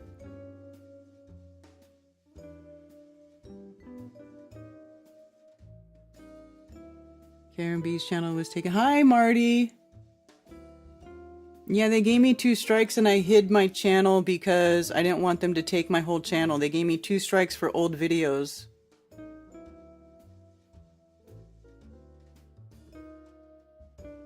So, I'm over here. Yeah, carbon is its own subject altogether. And another thing, like what I was looking at too, I was looking into whether or not there could even be silica-based life forms. And, you know, because that's another thing that people like to talk about in the like mystery, history, alternative type of stuff. You know what I'm saying? They like to talk about how possibly there was silica-based life forms, like the silica pillars, right? But I couldn't find anything that could support that silica life form is even possible. And part of one of the explanations that I came across was actually this one. It's a Khan Academy little course on stuff, and this is talking about carbon, and it's why carbon is the building block of life. And anyway, there was a part in the video. Life. Let me see if I can see where he explains it. It actually made sense. We've already spent a lot of time thinking about seem actually close to the temperatures that we normally and silicon oxide is oxide in our there is a molecule called silane, but this does not readily. So this is talking about how carbon is supposedly the building blocks because it's able to bond with so many other things and and just create multiple different new things as a result of its ability to bond with other things. But listen to this. A simple molecule like methane, there is a molecule called silane, but this does not readily form, and it does not have the same characteristics. So this is also not going to be as good as methane. And even if you think about something like carbon dioxide, which is carbon bonded, having two double bonds. Oh, I already think I went past it. Long chains of carbon. So you can do that with go. Carbons, and then these bonds can actually be con. But when you actually encounters this is a screenshot from the Devil in the Dark episode 1967 from the original Star Trek, where they said, hey, Kirk encounters, the Enterprise encounters these creatures that are silicon based. They're called hordas, and they have all sorts of interesting properties. So there's some folks who like to think maybe silicon. But when you actually look at the chemistry, things start to break down a little bit. For example, one of the neat things about carbon is it readily forms bonds with other carbons, and then these bonds can actually be quite long. You can form all sorts of these hydrocarbons and all sorts of other carbon structures with long chains of carbon. So you can do that with carbon, but it turns out that silicon bonds are not that strong, and silicon is not going to form really long chains. So silicon's not going to do that. Even if you look at a simple molecule like methane, there is a molecule called silane, but this does not readily form, and it does not have the same characteristics. So this is also not going to be as good as methane. And even if you think about something like carbon dioxide, which is carbon bonded, having two double bonds. So this is carbon having two double bonds to oxygens. So one double bond to one oxygen, another double bond to another oxygen. We're used to thinking about carbon dioxide in our everyday life as a gas. Plants are using these to fix into their structure to actually grow. They're taking the carbon out of it. They're carbon fixation. We exhale this carbon dioxide. It's essential to life. And you might think, oh, what about silicon oxide? And silicon oxide is actually a fairly common molecule, fairly common compound, but it does not exist in a gaseous state at the temperatures that we normally associate with life. Most of silicon oxide is in the form of quartz. Quartz, right so there. See, when I heard this, I was like, man, I don't. People like to give me shit. They're like, oh, Karen, you're coming from. You believe mainstream science, you believe the mainstream science story, and you must think we live on a globe, blah, blah, blah. But look, you guys, we cannot just disregard everything that we know to be true about how the elements work in this realm. I mean, then you're becoming a science denier. You're becoming a science denier. Because we know how certain things work because we work with these minerals and elements all the time. Silicon oxide is a crystal. Now, here's the funny part. This to me is your silica life form. Okay? And the crystals, they do grow, they form under the correct conditions, and they grow, and they have properties. They are piezoelectric. They can exert, electricity when put under mechanical pressure. They are used for all kinds of vital things that we use in our world as far as technology goes. This is your silica pillar. This is your silica life right here. This is it. So, it's funny to me how... you can see you're almost there. You guys just have to put down the giant trees. Put the giant trees down just a little bit and, consider something else. Everything can't be trees. I mean, that has the same problem as everything being melted brick buildings. It just doesn't make any sense. It doesn't make any sense in how the realm works. You gonna make me double call today? Oh, here we go. What's up, Ben? What do you got to add? Are you gonna correct me on something? What did I say? Oh, no. You didn't say anything bad at all. Okay. So the reason that we're carbon-based life forms is because the carbon's actually binding the two other components when together, your salt and your sulfur. Mm-hmm. Like those two things, when as an alchemist on all different life forms, and it doesn't matter if it's a plant, a person, an animal, parasite, doesn't matter. When I take that thing and I break it apart, it's going to have a whole set of mineral salts, which has been bandied around and talked about. I've done a few shows on Crow about it, where you have your salts. That's what's going to come out of the body side, and then you're going to have your oil, which is your mercury, and then your sulfur, which is your fire.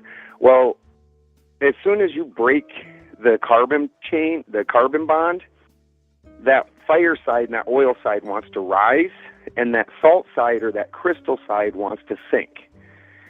And so these two things are oppositional. They're going to do an opposite reaction.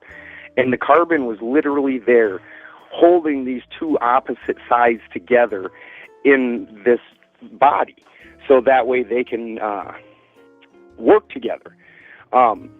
When you take out the carbon out of the equation, that's when we're talking about the great work. So if you wanted to say that human life was silica-based at some point in time, we really still kind of are. The actual you is silica. It's the biggest building block as far as your body goes with your cellular salts. That is one of your cell salts. The carbon was only there to hold these two pieces together while you don't know who you are.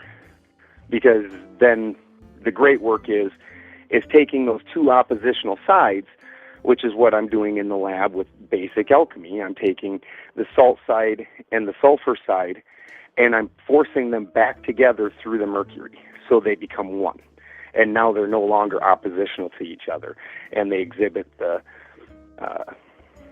best features of both, because it is both. The basics of alchemy, period, is understanding that the sulfur and the salt are the same thing. They were always the same thing. So that really is, I know when we talk about it a lot of times, just for simpler understandings, you split it just into a masculine side and a feminine side, and that's really a very truncated understanding.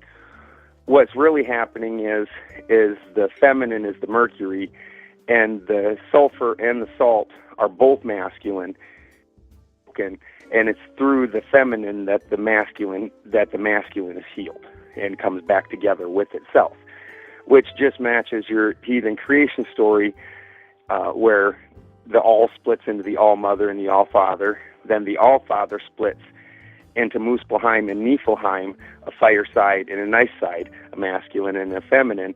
And then the All Mother, or Gununga Gap, pulls them two sides back together. And that's what creates life and death. So it's just the same concept right there. And the feminine is the one that's pulling them two sides of the masculine back together.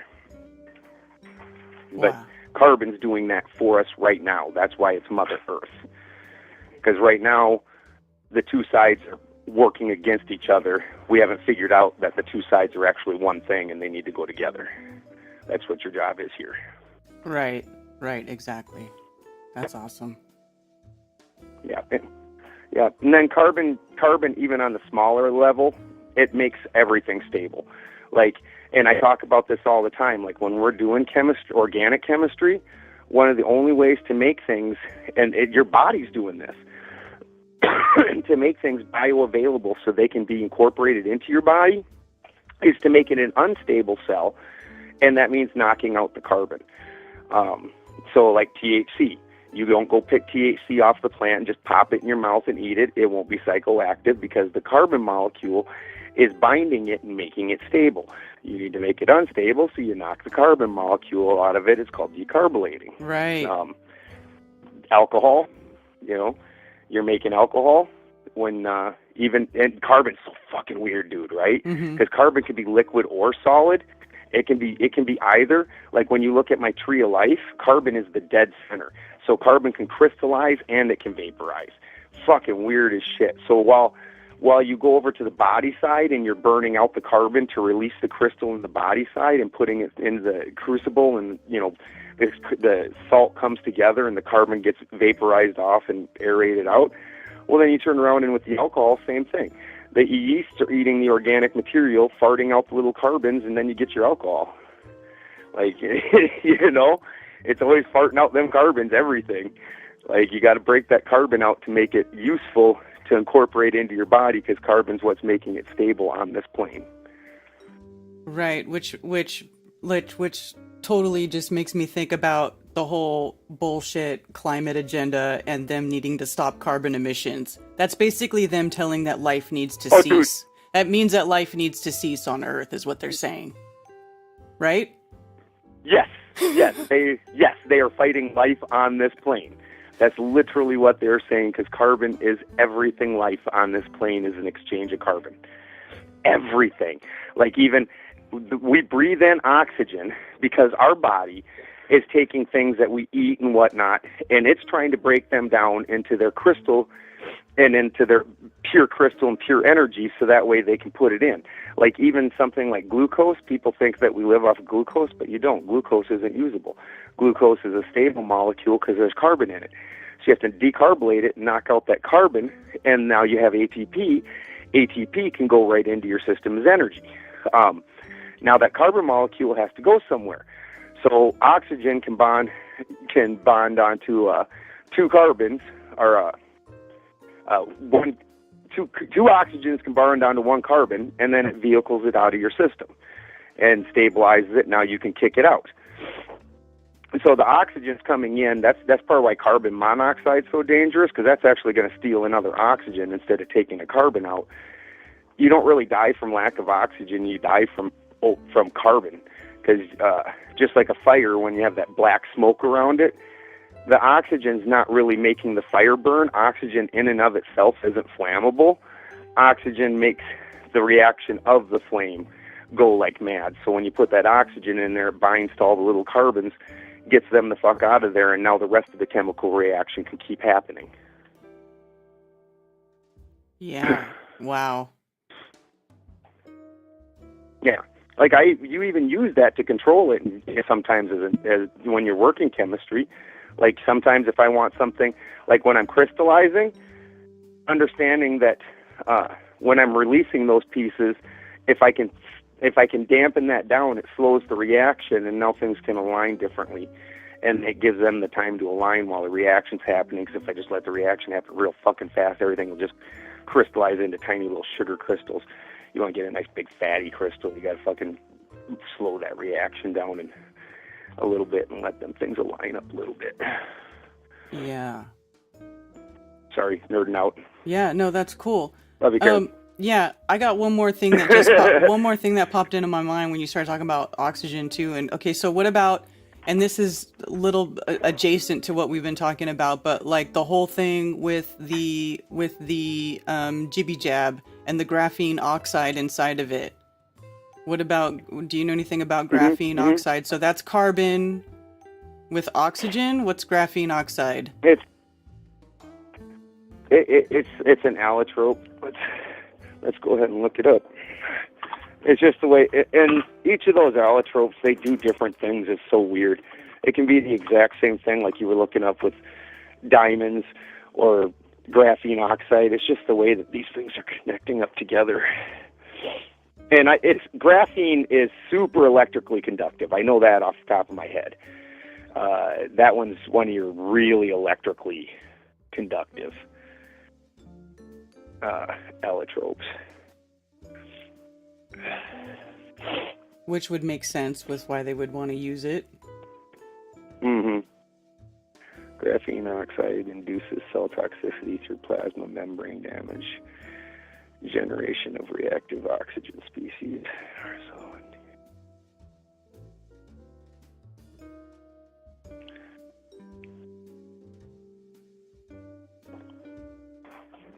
I'd have to really look a little deeper on this.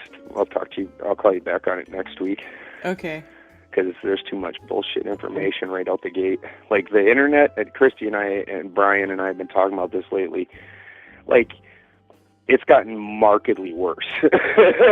Yeah. Like the barn wall has been market active, and that's just weird that Forbes, graphene oxide, and Pfizer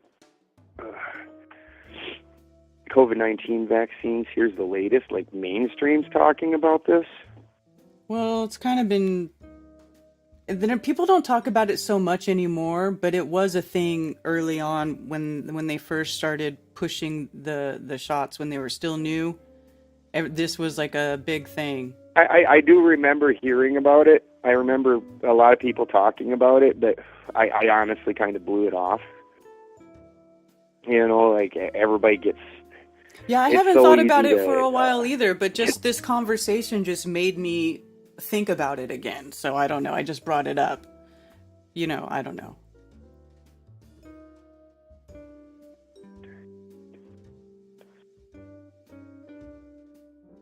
Oh, interesting. Okay. Well, here would be my biggest concern. Graphene wants to soak in ions. It's a highly effective at absorbing radiation. Well, that's why. Yeah, that's crazy. Super interesting.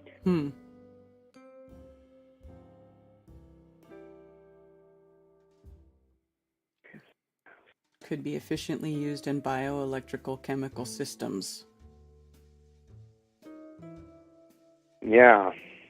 Yeah, and like I said, right out the gate, with even just off the top of my head, I knew that one was an electrical one, that carries charge really, really easily. Immune cell activity. It can lead to immune cell activity. Oh, yeah, that's not good at all, especially when they're definitely charging the ionosphere. Well, that's just not good. I blew this one off at the beginning. I mean, we're carbon-based. Yeah.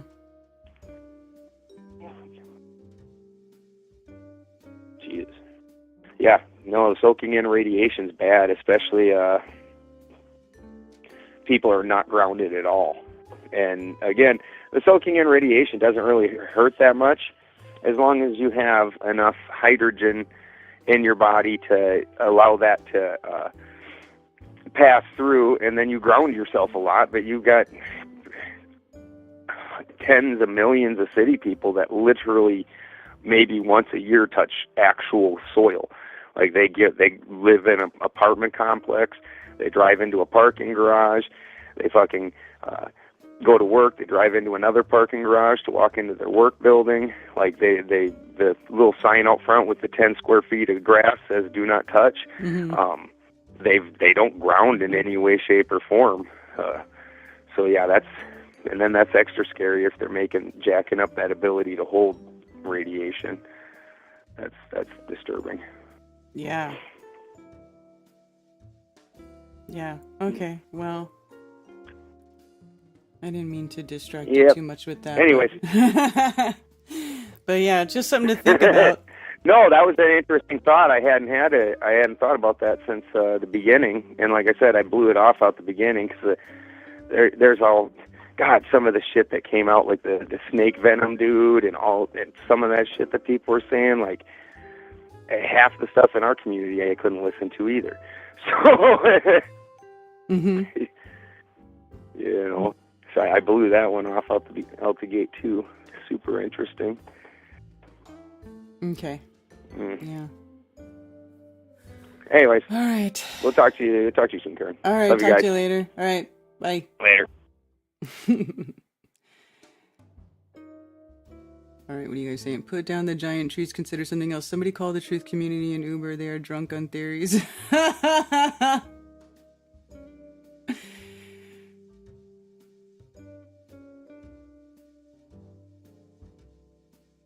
Marty, you're funny.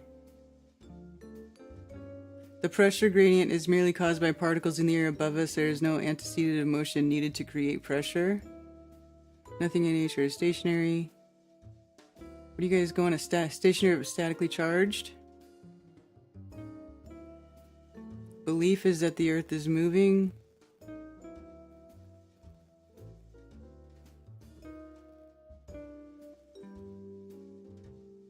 Oh boy. Carbon tax equals pay tax on being alive equals bullshit. That's right, Billingtano. A reference. Are you guys talking about the earth moving again? No Coriolis either. Oxygen gives it free electrons to conduct better.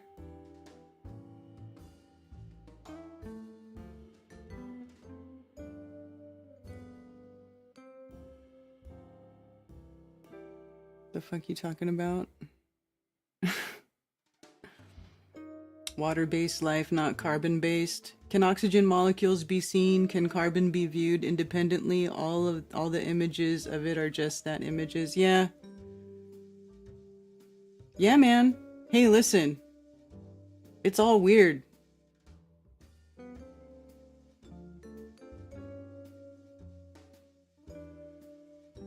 It's clear, so it's hard to see as a gas, Marty, but you can get liquid or solid oxygen. Yeah.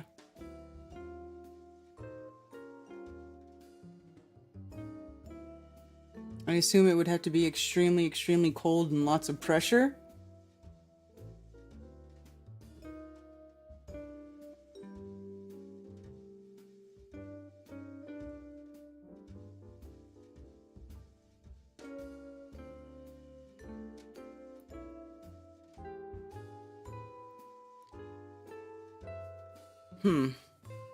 Yeah, anyway, it's interesting to think about this stuff. You know, it's a whole sort of part to the realm that most people don't really ever look at or think about. And so, you know, and this is kind of where I've been the last few years, is over here in the mineral world, trying to understand the very basic building blocks of the realm and how they work.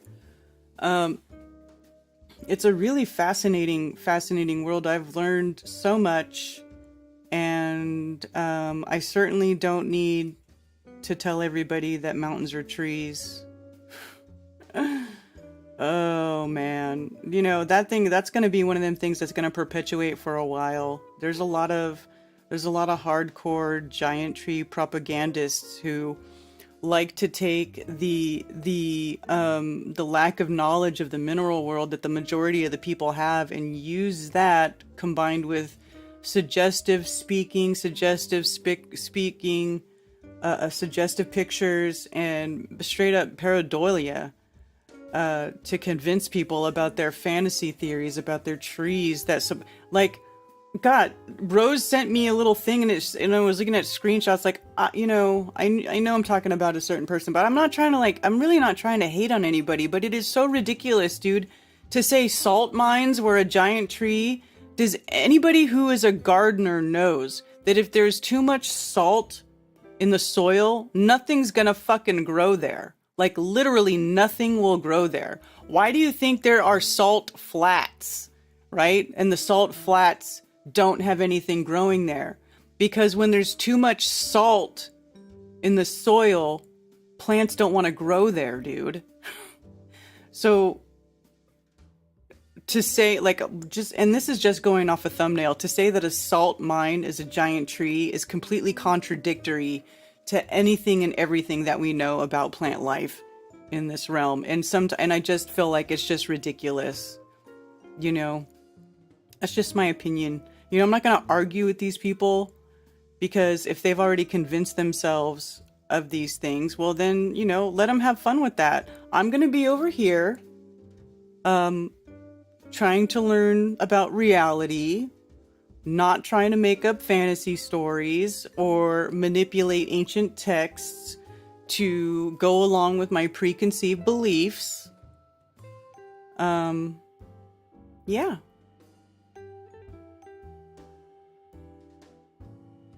I found a nice one for 8,000. What? 8,000 what? Yeah, cold and in a container. Oh, the electron microscope. Dude, an electron microscope would be so fun. I want to take pictures with electron microscopes.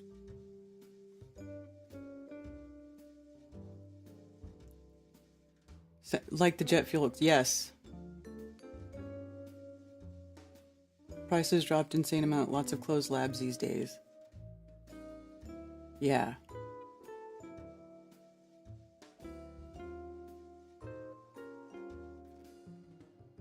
Plants only grow at 1500 parts per million typically, and the electroconductivity usually matches, and if you're too into electroconductive, the plant reverses polarity and dumps its water.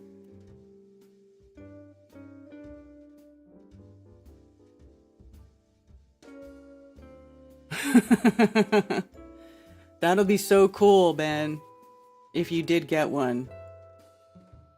I'm just gonna start sending you all kinds of stuff to take pictures of it with it.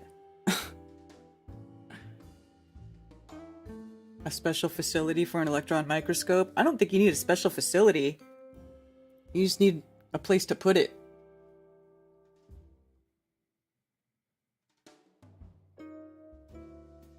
Let's look up electron microscope.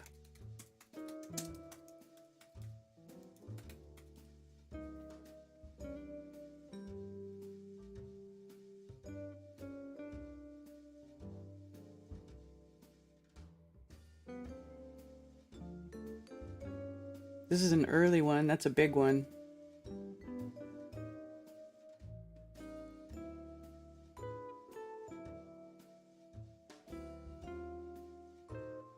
There's a modern one.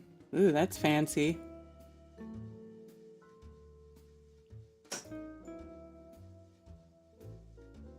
What about dust particles? No, it's going in my side tool room.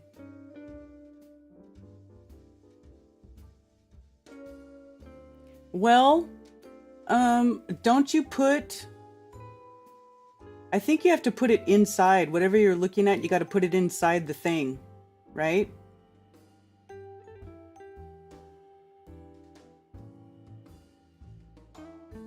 An insect coated in gold for viewing an electron microscope? What?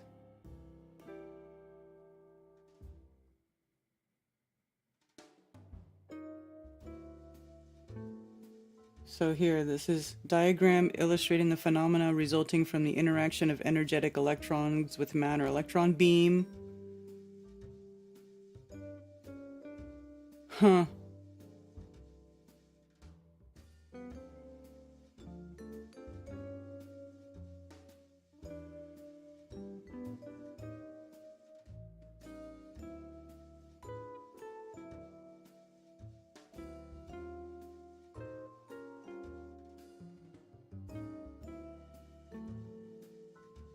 Dude, I actually just got hired by one of the biggest labs in Northern Cali. I'm gonna play. And yeah, I have large vent fans.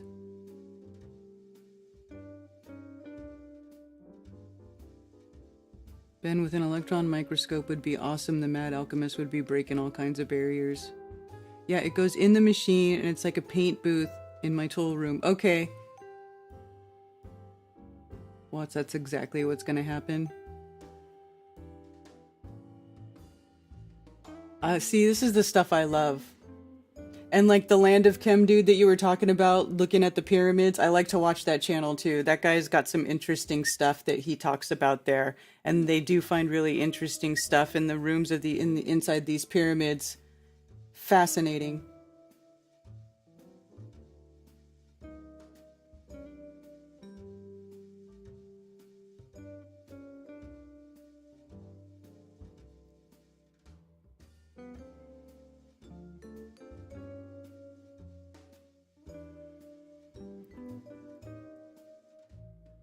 All right. Well, my friends, it's about 1 p.m. I should probably go ahead and wrap it up. It's been an interesting conversation, though.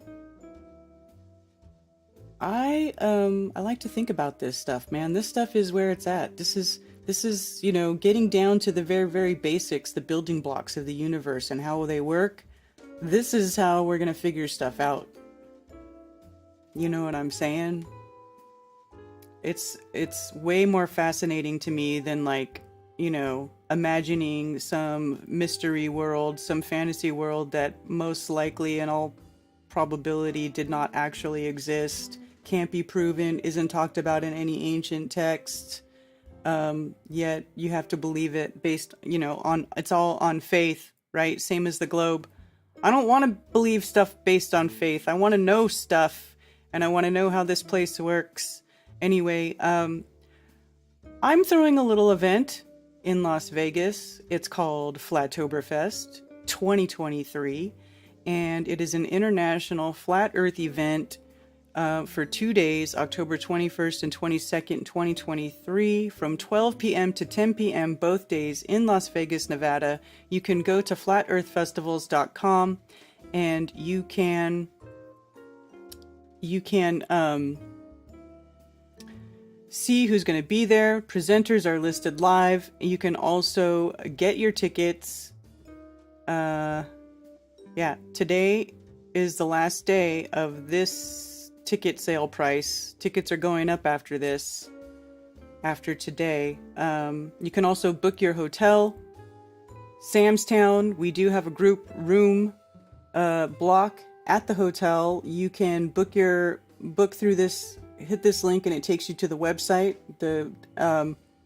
Now you do have to give a deposit for a full night's stay to get the room rate, to get the reduced room rate. But if you're going to be there anyway, whatever, it's no big deal, right? So there we have it. All of the speakers have rooms at the hotel. Everybody who's going to be presenting will also be staying, except for Jaren. Jaren's staying off-site. I think he's getting a Airbnb because he's bringing his wife and their son. So I don't think he's staying at the hotel, but everybody else should be staying at the hotel. And we're going to have a blast, you guys. We're going to hang out together all weekend long. We're looking at doing karaoke Friday night at the hotel the night before the event. But that is not locked down yet, but possibly that's what we're going to be doing. If we don't do karaoke right here at the hotel, we can do it up the road. There's a cool karaoke place on Fremont Street. But that's it, you guys. I hope to see you all there. End of COVID series. The Biggelson brothers have a great presentation about what they're finding in the blood of the vaccinated. Oh, that's interesting. I was watching Earthship Air. I was watching some of that end of COVID stuff. That is actually a really good series of videos for people who want to learn. It's a really good place to go for all of the main stuff that we've learned over the last 3 years. All in one place. Of course, the website does not want to show it to you. End of COVID. Is it org?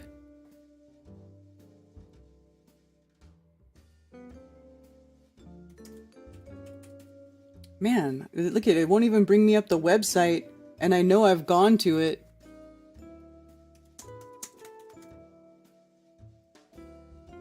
That's so funny.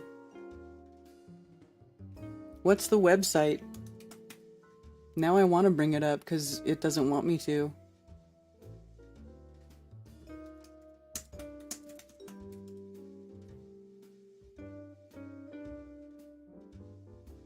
Endofcovid.com. Oh, the end of COVID.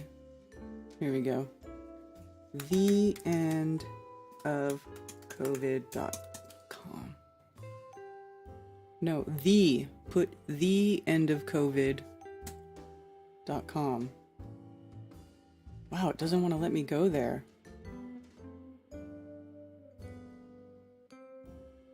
What? Did you guys see that?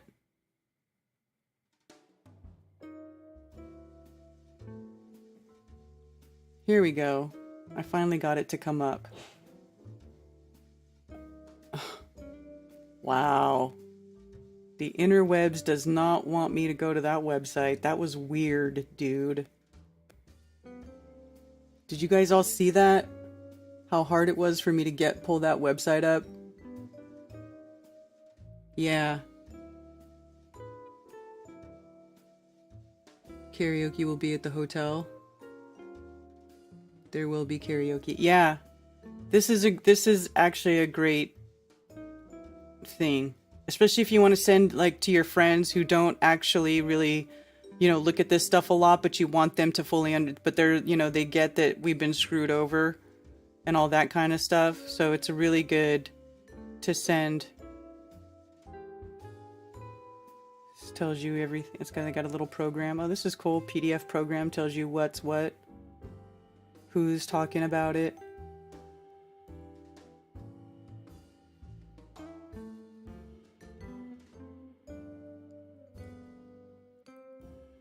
Anyway, it is a very good website. Check it out. I agree.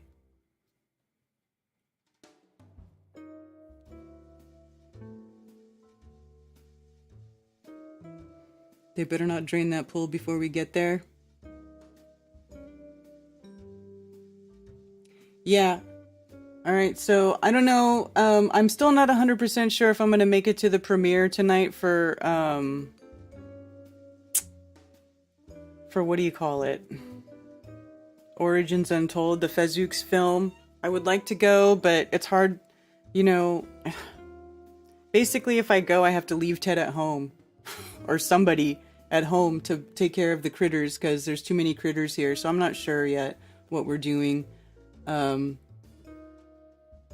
if I don't go, you guys have a great time. We'll see ya. See you when we see ya.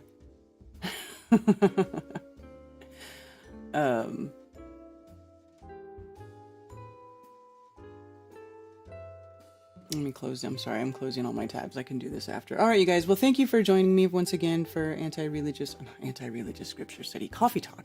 This is coffee talk. Oh, I see a caller. Man, I'm trying to end the stream now. Real quick. What's up? Hey, Karen, it's Critical Inception. Just wanted to say, yeah, anyone who's thinking about going to Flattoberfest, definitely do it. I am a happy customer. I've been there every year since 2019, so I would highly recommend it. It's going to be a blast. I'm looking forward to it.